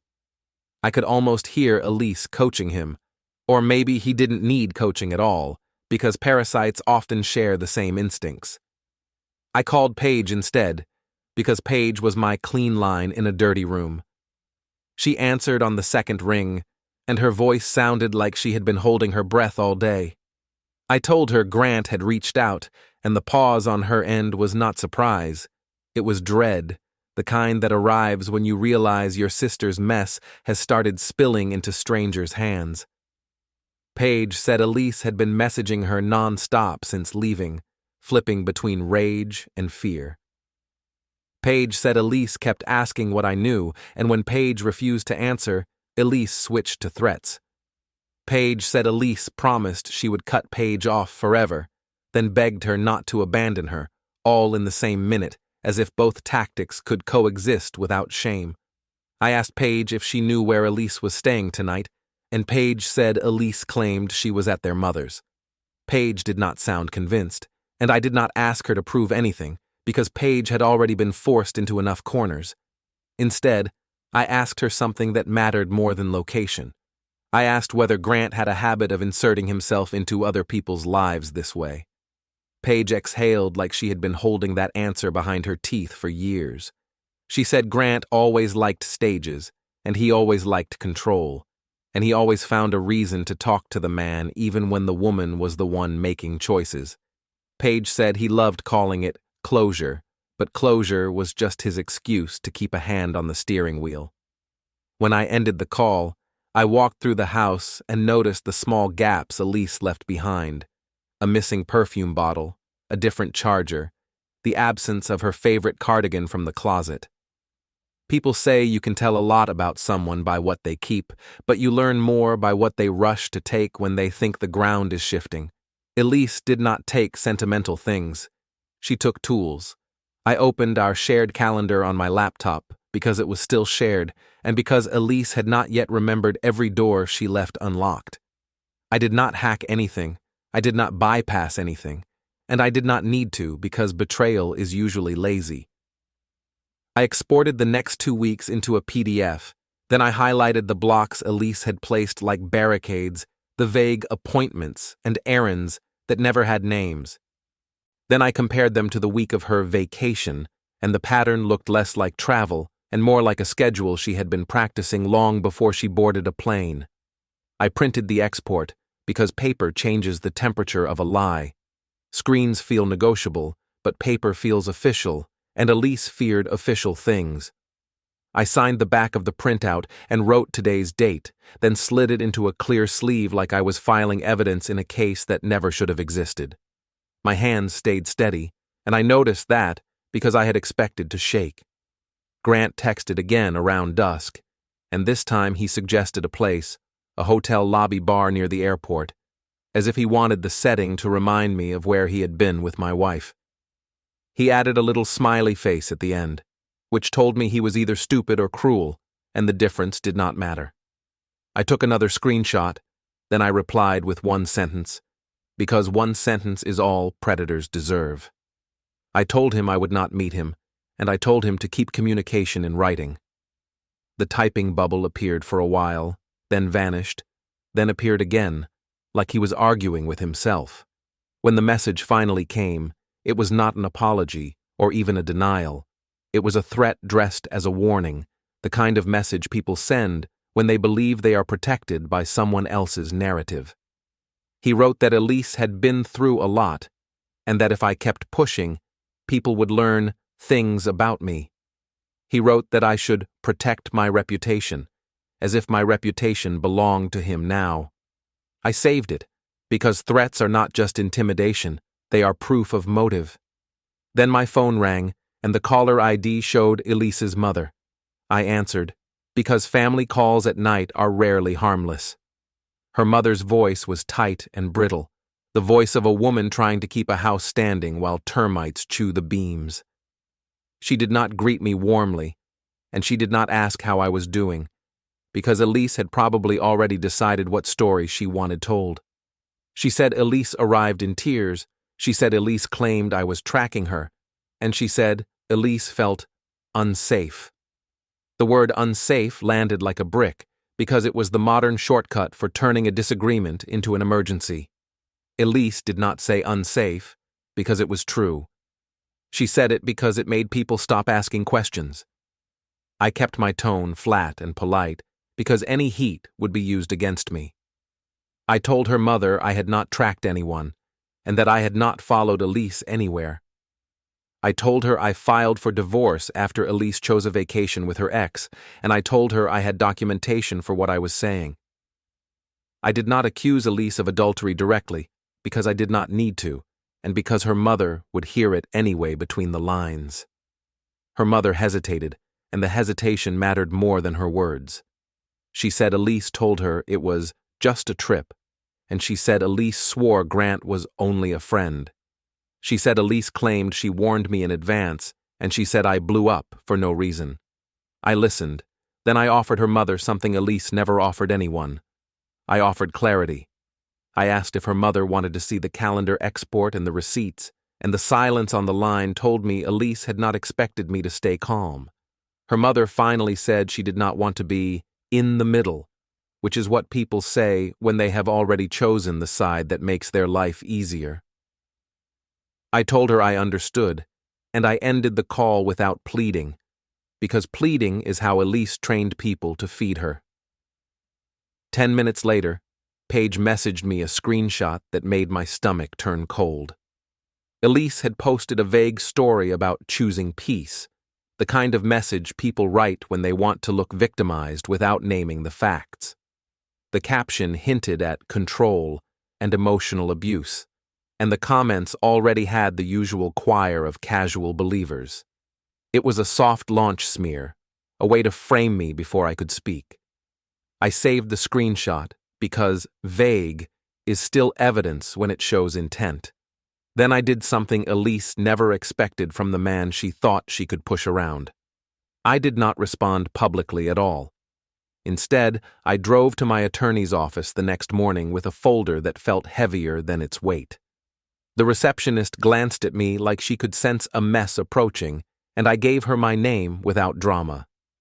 In the conference room, my attorney flipped through the pages with a practiced calm, and every time she reached a timestamp, she nodded slightly, as if time itself was the most reliable witness in the world.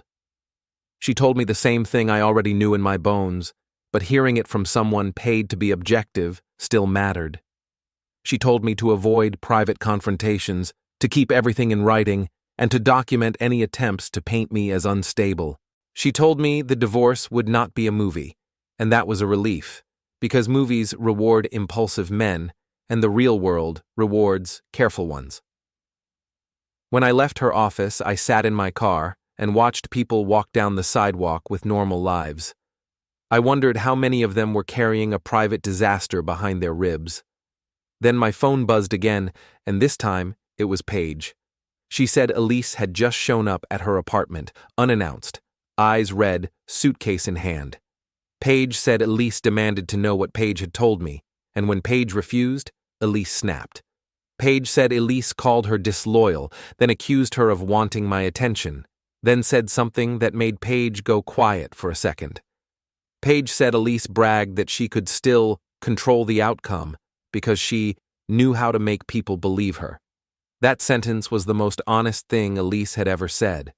It also told me Elise was not planning to cooperate quietly.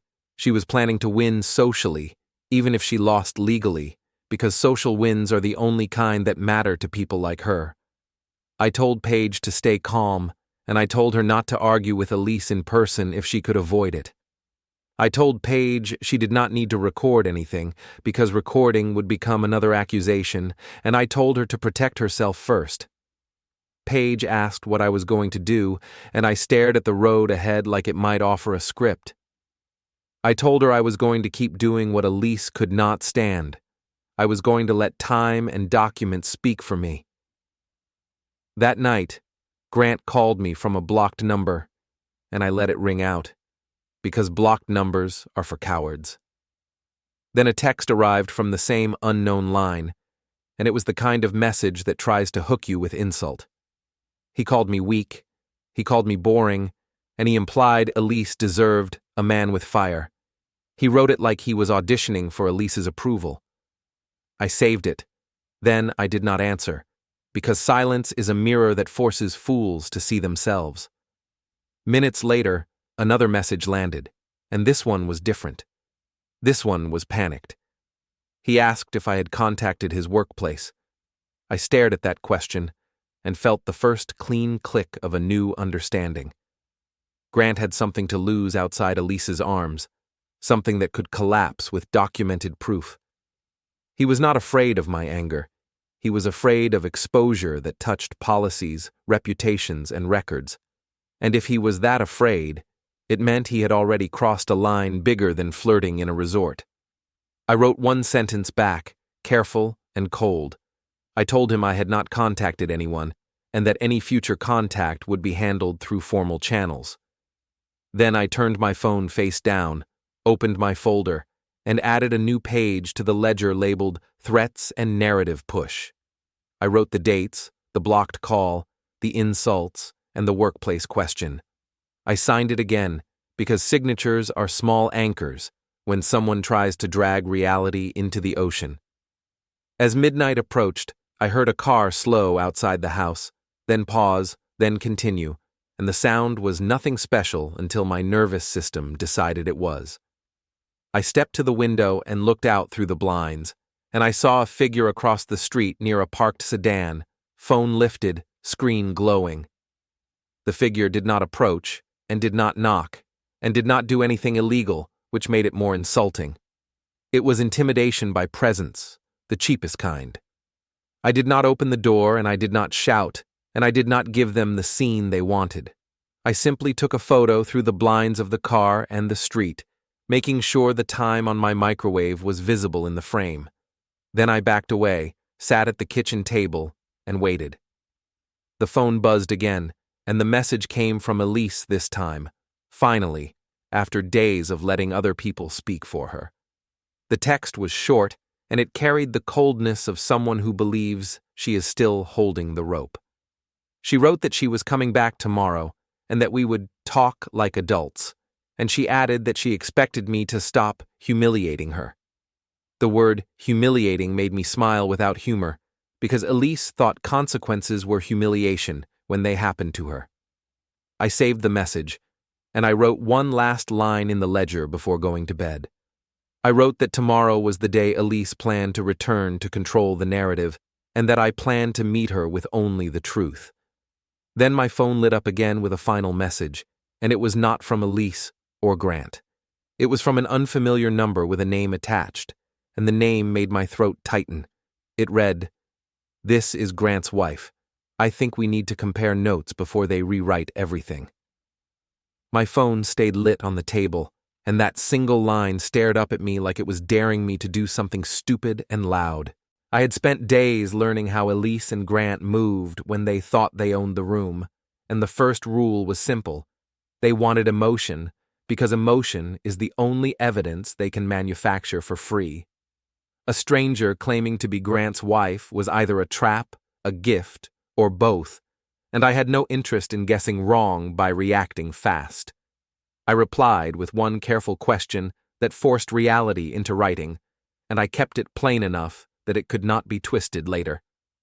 I asked for her name, a way to verify it, and one specific detail only Grant's spouse would know, because specificity is where liars suffocate. She answered within 2 minutes, which told me she had been waiting with the same tight patience I had been practicing, and she gave me a name that sounded ordinary enough to be real. Her name was Tessa, and she gave me the last 4 digits of the card Grant used for their grocery account, a detail Elise would never know unless she had started rummaging through someone else's kitchen. She also sent a screenshot of a shared calendar event labeled Resort Week, except the attendee list did not say Elise's name anywhere, because people like Grant know how to hide obvious things in plain sight. The calendar invite was for him and E, and the location was the same mountain town Elise had been bragging about, the one she called harmless, like that word could wash fingerprints off a knife. Tessa did not ask for sympathy, and she did not try to sell me a heroic story about herself, which made me believe her more than the screenshot did. She wrote that she found the hotel folio email in their shared inbox, and that the payer name was Grant, but the second guest line was blurred out like someone had tried to cut the truth out with a dull pair of scissors. She wrote that Grant had been gaslighting her for months, and that Elise was not the first woman he used to feel powerful. She was just the one who got loud enough to spill into my life. I set my phone down, opened my folder, and started a new section in the ledger labeled Third-Party Corroboration, because in court, in HR, and in any room where people pretend to be neutral, patterns matter more than feelings. I asked Tessa if she would talk on the phone, and she refused, not rudely, but firmly, because she understood the same rule I did. She told me to keep it in writing, because Grant was the kind of man who only felt safe in conversations that left no trace. We moved to email, and she forwarded the hotel confirmation with headers intact, along with a separate receipt from a restaurant in that town, paid on Grant's card, 2 entrees, 1 dessert, and a bottle of wine Elise would never buy with my money because she always called it overpriced. The timestamps lined up with Elise's battery-died gap, the same gap she used any time she wanted the world to pause while she did whatever she wanted. I printed the receipt, and I placed it beside the calendar export I had already signed.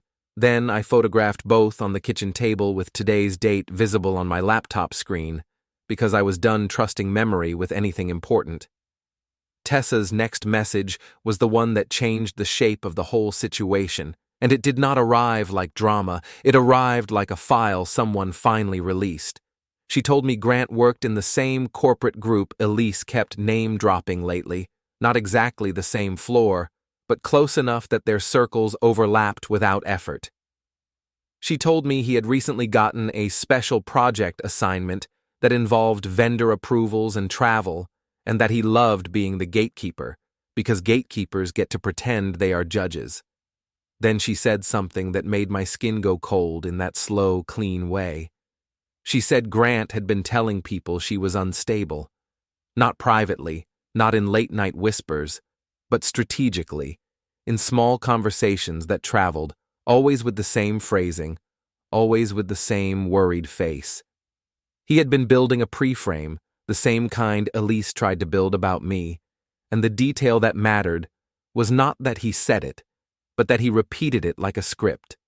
People who repeat phrasing are not speaking from truth, they are performing. I thought about Elise's story, about her mother's use of the word unsafe, about Grant's blocked number and his threat that people would learn things about me, and I felt the lines connect like a cheap map drawn by desperate hands. This was not just an affair, it was an attempted rewrite, and rewrites require an audience willing to believe the first version they hear. Elise did not want a divorce, not really, because divorce meant facts, and Elise hated facts, but she wanted the freedom of acting single while keeping the security of being married. Grant wanted the thrill and the control, and he wanted to leave behind a smoking crater he could point to and call someone else's fault. Tessa asked me what I planned to do, and I typed the truth without dressing it up. I told her I had filed for divorce. I told her I was documenting everything, and I told her I had no intention of making speeches on social media. I told her that my goal was simple: collapse their narrative with documents in a room that kept minutes, because minutes are the closest thing adults have to consequences. I asked her if she would be willing to sign a short statement confirming what she had found, and I told her she could keep it limited to dates, payments, and the hotel email, with no emotional language at all. She said yes, but she added a condition that made me respect her, even while it made things harder. She said she would do it only if she could submit it in a way that did not put her in physical danger because she had seen Grant's temper when he lost control. She wrote that he never hit her, but he knew how to punish through money, through reputation, through the slow squeeze of isolation, and she was tired of living inside his mood swings. I told her to keep herself safe, and I suggested we do it through a notarized written statement, not because I wanted drama, but because notarized paper changes how liars behave. By morning, Elise's return was no longer a vague threat in her texts. It was a scheduled event in my head, and I planned for it the way I planned for everything now. I cleaned the house, not for her comfort, but because clutter gives manipulators hiding places, and I wanted none. I moved anything personal I cared about into a single locked cabinet, because Elise's version of talk like adults often involved grabbing an object, holding it hostage, and calling it a conversation. Then I placed my folder in a clear sleeve on the kitchen counter, visible but sealed, like a warning sign that did not need words. At noon, Paige messaged me that Elise was on her way back, and she added that Elise had been ranting about how I was trying to ruin her life, which is how people describe consequences when they finally show up. Paige asked if I needed her to come over, and I told her no, because I refused to drag Paige into Elise's theater again. I told Paige to keep her messages saved and to avoid being alone with Elise if she could, because Elise was the type to invent a scene and then claim it happened without witnesses.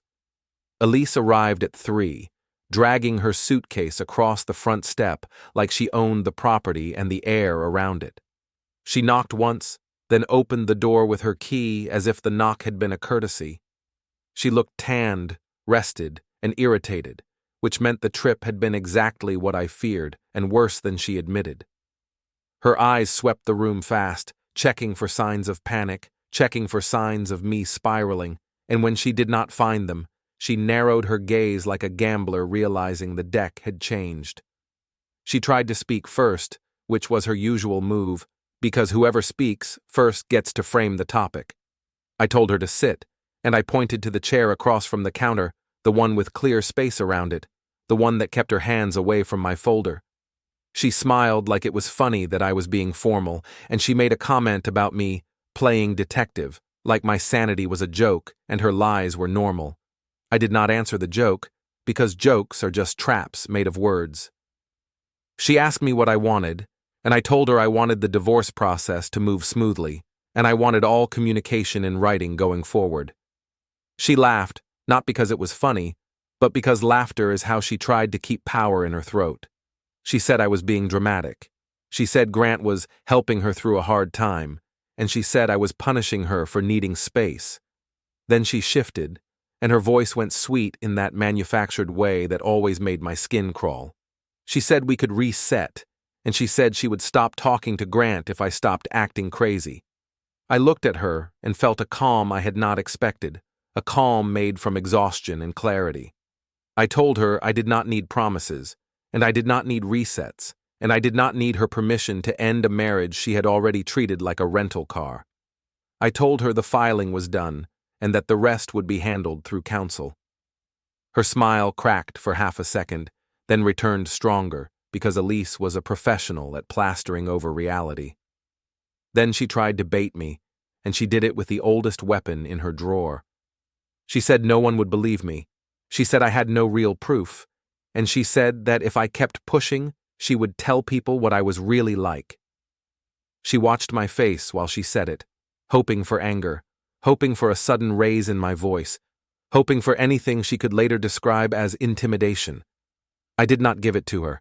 I told her one simple truth instead, and I made sure it was the kind that could not be argued with. I told her that Grant's wife had reached out to me in writing, and that I had already saved the hotel confirmation and the receipts.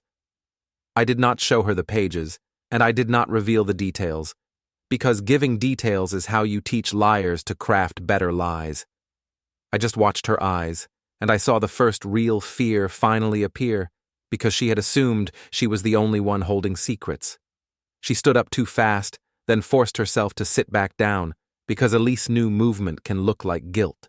She asked how I got that. She asked why I was talking to strangers, and she accused me of harassing people again, because harassment was her favorite word whenever someone refused to stay ignorant. I repeated that everything was in writing and everything was documented, and that she could communicate through attorneys if she wanted to contest anything. The more neutral I stayed, the more her voice sharpened, because neutrality is unbearable to someone addicted to drama. She grabbed her phone, started typing, and I knew exactly who she was messaging before she even looked up. She was calling Grant the way a kid calls an older brother when a fight stops going their way. She glanced at me with a smile that tried to be smug, and she said Grant would clear it up. The phrase was laughable because men like Grant do not clear anything up, they only muddy it with new versions. My phone buzzed on the counter, and I did not touch it right away because I wanted Elise to feel the uncertainty she had fed me for months. When I finally picked it up, I saw Tessa's name, and my chest tightened, because timing like that is either coincidence or escalation. Tessa's message was short and urgent, and it made my scalp go cold. She wrote that Grant had just come home furious, that he was packing a bag, and that she heard him say he was going to fix this in person before I ruined everything. I set the phone down slowly, and I met Elise's eyes without blinking, because the next few minutes were going to decide what kind of story this became. Elise opened her mouth to speak again, probably to threaten, probably to cry, probably to act like the victim in advance, but the sound of a car door slamming outside cut through the room like a gunshot that did not need bullets. I heard footsteps on the walkway, heavy and fast, and then my front door handle rattled like someone already felt entitled to enter, and Elise smiled because she thought help had arrived. My name is already on the filing, which meant I had stopped asking permission for peace. I stayed still behind the counter while the handle rattled again, because a man who thinks he owns a door always believes he owns whatever is behind it too. Elise kept that smile on her face like it was a badge, the kind people wear when they expect someone else to do the dirty work, and I watched her carefully because she was about to reveal what she really wanted. The pounding came next, loud enough to rattle the picture frame by the entryway, and I took a slow breath that tasted like metal and old coffee. I did not open the door, and I did not raise my voice, because shouting is just evidence you donate to your enemies. I stepped to the side, just far enough to be out of the direct line of the peephole, and I told Elise with a calm tone that she should sit down again, because this was not her stage anymore. She did not sit, because she wanted to be seen when it all happened. She took 2 steps toward the door, as if she would open it, and then she hesitated, because even Elise knew that a locked door means consequences sometimes. The handle jerked once more, and a voice pushed through the wood, low and hard, calling her name like it was a command. It was not a voice asking for clarity, and it was not a voice trying to resolve a misunderstanding. It was a voice arriving to control a situation that had slipped out of his hands. I recognized Grant's tone from the way he wrote, from the way he threaded threats into polite language, and from the way Tessa described him without exaggeration. He was the kind of man who practiced confidence until it turned into entitlement, and entitlement is always loud when it starts losing. He demanded that Elise open up, and he added my name like I was a small problem he had come to correct. I did not need to look at Elise to know she was enjoying the power theater, because she had always loved being the center of someone else's conflict. I walked to the door and spoke through it, keeping my words simple, because simple words are harder to twist later. I told him he was not welcome here, and I told him he could leave, because this was private property and my name was on the lease. Grant laughed once, and it was not a normal laugh. It was the laugh of someone who had never been told no by a door before. He said I was overreacting.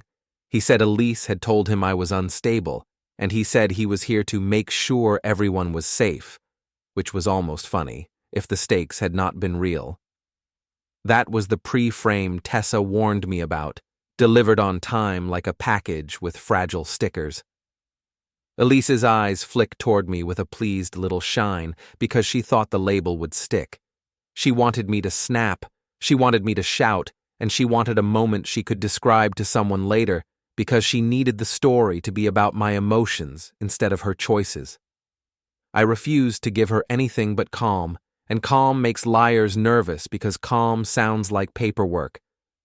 I told Grant that if he believed there was a safety issue, he could call the police and explain why he was at a married woman's home during her vacation week. I told him I would not open the door for him, and I told him he could communicate through attorneys if he had something real to say.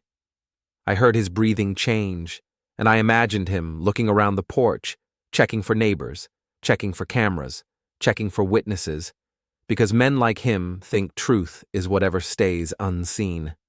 He tried the next move, which was the friendly voice, the one meant to sound reasonable to anyone who might be listening. He said we could talk like adults, and he said Elise wanted closure, and he said he could clear things up, as if an affair is a spreadsheet error. I told him that closure was not a meeting, and that my communication with Elise would be in writing from now on, and I kept my voice level enough that it could have been a voicemail. The handle rattled again, harder this time, and I heard the dull thud of his palm hitting the door. Elise flinched, just barely, and then she tried to cover it with a shrug because she wanted to look like she was in control. It was the first crack in her posture, and it reminded me that her confidence was mostly costume. I moved my phone into my pocket because I was done leaving it on tables like bait. I opened the Notes app and started logging timestamps, not because I believed I would need them, but because documenting a pattern changes how you think. You stop living inside the moment and you start collecting it. I typed the time, the words he used, and the exact phrasing about safety, because that phrasing would matter later if he tried to paint me as dangerous. Elise finally spoke, and she did it in the cooing tone she used when she wanted to sound innocent. She told Grant through the door that everything was fine, and then she turned to me and told me not to be dramatic, as if drama had not been her favorite hobby for years. She asked me to open the door because she wanted Grant inside, because she wanted me outnumbered, because she wanted a scene where two people could talk over me and call it resolution. I told her no, and I told her to step away from the door, because I would not host her affair in my living room. The sentence landed harder than any insult, because it was a label she could not wash off. Grant heard it too, because he went quiet for 1 second, and silence from men like Grant is never peace. Silence is calculation.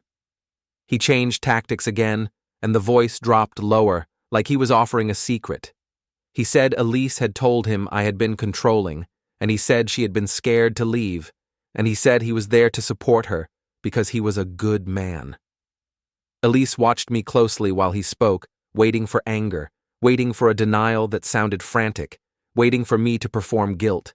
She did not get it. I told Grant I had filed for divorce, and I told him Elise was free to leave any time she wanted, and I told him my only requirement was that she stop lying about reality. Elise's mouth opened and closed, like she was searching for the right story to sell, and I saw her realize that the controlling husband narrative did not fit a husband who was calmly handing her an exit. A liar can adapt, but even the best liar stumbles when facts refuse to cooperate. Grant tried to step into the gap by escalating the physical pressure, and that was where he made his first real mistake. He shoved the door again, and the frame creaked, and the noise was loud enough to carry to the neighbor's porch. In that moment, it stopped being a private argument and started becoming an event, and events create witnesses, and witnesses create records, and records create consequences. I did not threaten him, and I did not do anything heroic, because heroes are just people who get sued later. I spoke loudly enough that anyone outside could hear me clearly, and I told him to stop trying to force entry. I used the word entry on purpose, because entry is a legal word, and legal words make bullies cautious.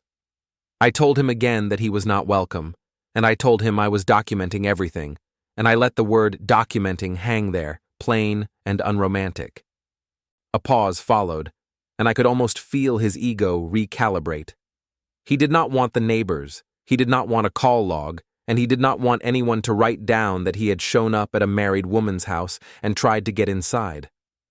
Elise shifted her weight, and her earlier smile started to look strained, because she had expected him to dominate the situation, not hesitate in front of an invisible audience.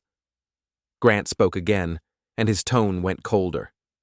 He said Elise had already told him everything, and he said I had no proof, and he said if I kept harassing his family, he would make sure my job knew what kind of man I was.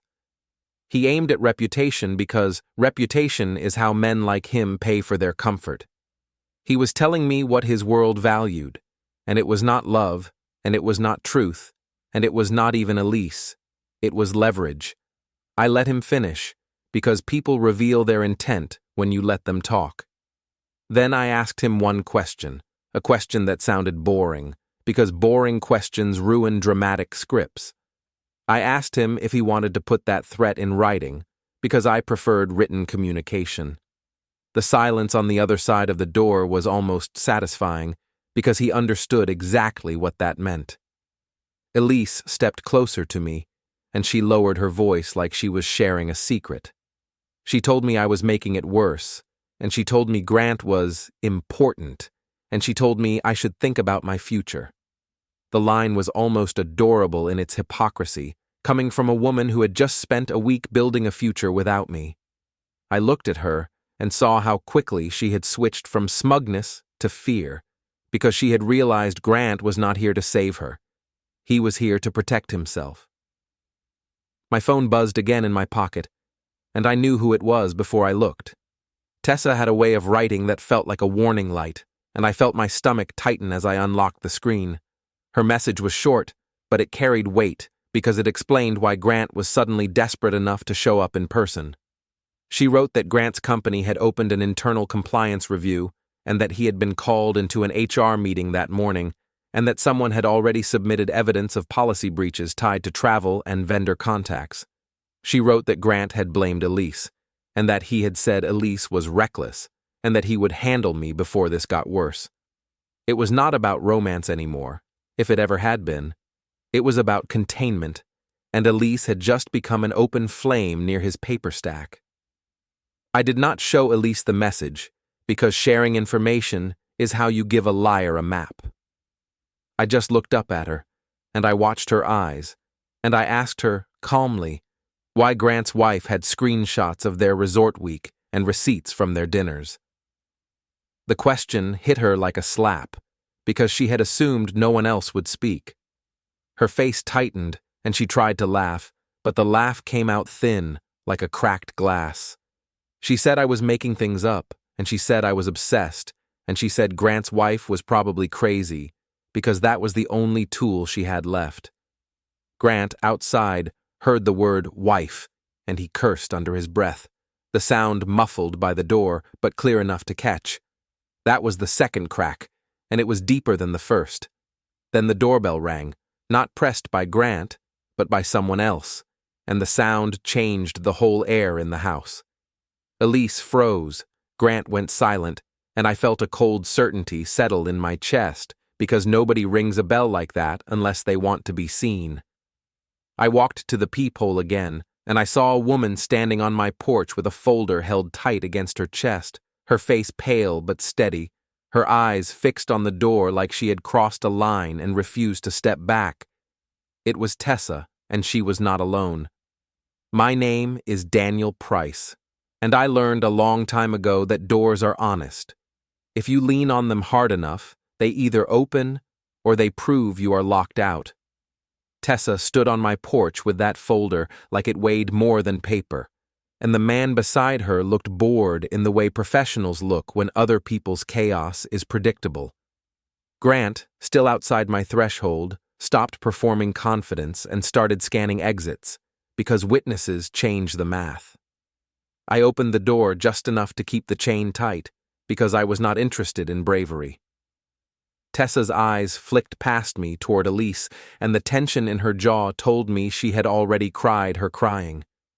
The man beside her introduced himself with a calm voice and an even posture, and he asked Grant to confirm his full name for service. Grant tried to laugh it off, but his laugh broke early because the porch had become a stage and he had not been invited to direct it.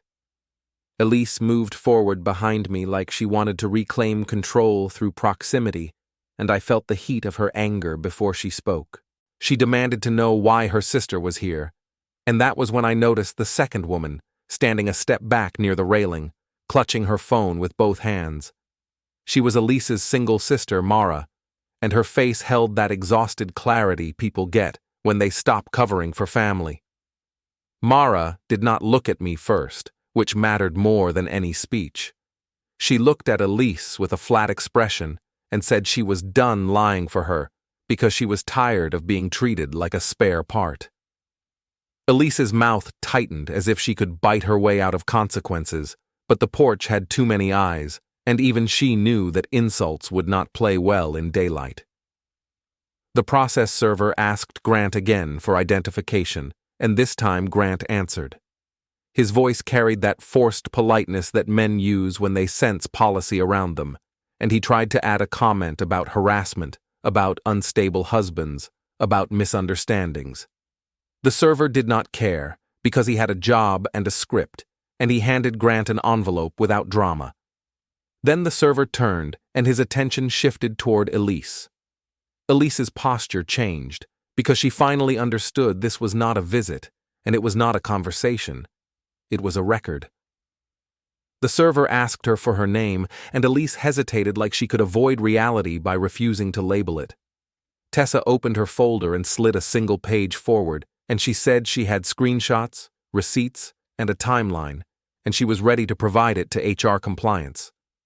Elise snapped that none of this was real, and she pointed at me like I had invented the world out of spite. I kept my voice calm, because I had already learned that calm is the strongest kind of accusation. I told Elise she had promised to be home in a week, and she had promised I should relax, and I told her that promises are easier to keep than reputations. I also told her that her sister was not my revenge, and that the selfie she hated was a mirror, not a betrayal. Mara's phone buzzed, and she lifted it so the screen faced Elise for half a second. The image was simple, and that simplicity made it crueler. It showed me and Mara at a family fundraiser, my hand steady on her shoulder, her head leaned slightly toward me, both of us smiling like normal people who were not lying. The caption I had sent was also simple, and Elise had always underestimated simple things. Relax, no one is waiting. You have already been replaced. Elise's eyes filled fast, but not with guilt, because guilt looks inward. Her tears were anger, because anger looks for someone else to blame. She turned on Mara and accused her of betrayal, and Mara's shoulders rose once, then settled, as if a weight had finally moved. Mara told Elise she had watched her destroy people with smirks for years, and she refused to be the next casualty. Grant stepped closer, as if he could muscle the moment back into his control, and the process server shifted smoothly to keep distance without escalation. Grant's voice rose, and he warned Tessa she was making a mistake, and he told Elise they should leave immediately. It was the first time he spoke to her like a liability, and Elise heard it, because her face tightened and her eyes darted between them like she was trying to calculate which lie would save her. Tessa did not raise her voice, and that was the most dangerous thing about her. She said she had already emailed the compliance address the company used for outside complaints, and she said she had included the resort dates, the restaurant receipts, and the guest list screenshot from a vendor event where Grant claimed he was alone. She said she did not want revenge, but she wanted the record to exist, because a record cannot be gaslit. Elise laughed again, and it sounded like panic pretending to be confidence. She said she could explain everything, and she said people would believe her, and she said I was pathetic for trying to hurt her. I told her I did not need to hurt her because she had already done the work. I told her I had filed for divorce, and that meant her words were no longer weapons, just noise. Grant tried to pivot to me because he assumed men negotiate with men. He told me I was making a public scene, and he said I would regret it, and he said he had resources. I looked at him, and I let a small, tired smile show, because I wanted him to understand I had stopped being impressed. I told him resources do not erase timestamps, and I told him that if he wanted to threaten me, he should do it in writing, because I preferred clean evidence. The neighbor across the hall opened their door a crack, drawn by the voices, and then closed it again without speaking. That tiny movement mattered, because it confirmed the world had noticed. Elise noticed too, and her confidence cracked a little more, because she could feel her story slipping away from private whispers into public memory. Tessa stepped forward and handed Elise an envelope of her own, smaller than Grant's, but heavier in consequence. It was a civil demand letter tied to marital property and documented spending, written in careful language, requesting preservation of records and warning against retaliation. Elise stared at it like it was an insult. Then she looked at me like I had betrayed her by learning how paper works. Mara spoke again, and her voice stayed steady in a way Elise's never could. She told Elise she had a choice now, and it was the first real choice Elise had faced in a while. She could stop lying and cooperate, or she could keep smirking and watch her scaffolding collapse in front of everyone who used to protect her. Elise looked at Grant for reassurance, and Grant did not give it, because he was already thinking about saving himself. Grant took Elise's wrist and tugged gently, trying to move her away from the porch, but Elise resisted, because pride fights the wrong battles. She snapped that she would not be humiliated, and she demanded that I take it back, that I fix it, that I admit I was wrong. I leaned closer, not to intimidate her, but to make sure she heard the line cleanly. I told her the week was over, and so was the waiting. The process server cleared his throat and said, in that same bored voice, that service was complete, and that any response would be through the listed counsel. Then he turned and walked away with the calm indifference of someone who does not care who cries. Tessa stayed for a breath longer, and she looked at me like she wanted to say something kind, but kindness was not the tool we needed tonight. She simply nodded, and she walked down the stairs with Mara beside her, leaving Elise alone with the consequences she had invited. Grant stood on my porch, holding his envelope like it was a live wire, and Elise stood behind me holding hers like it was poison.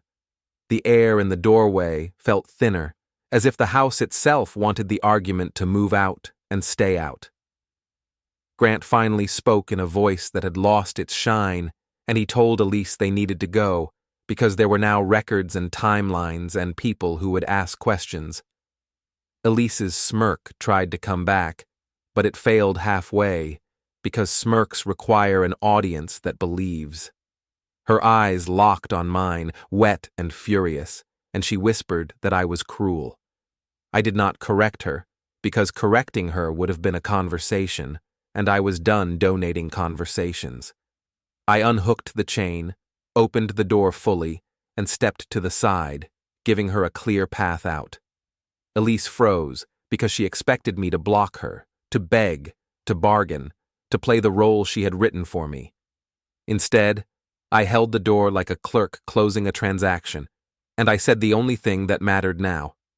I told her to take her vacation home with her, because the marriage was no longer available.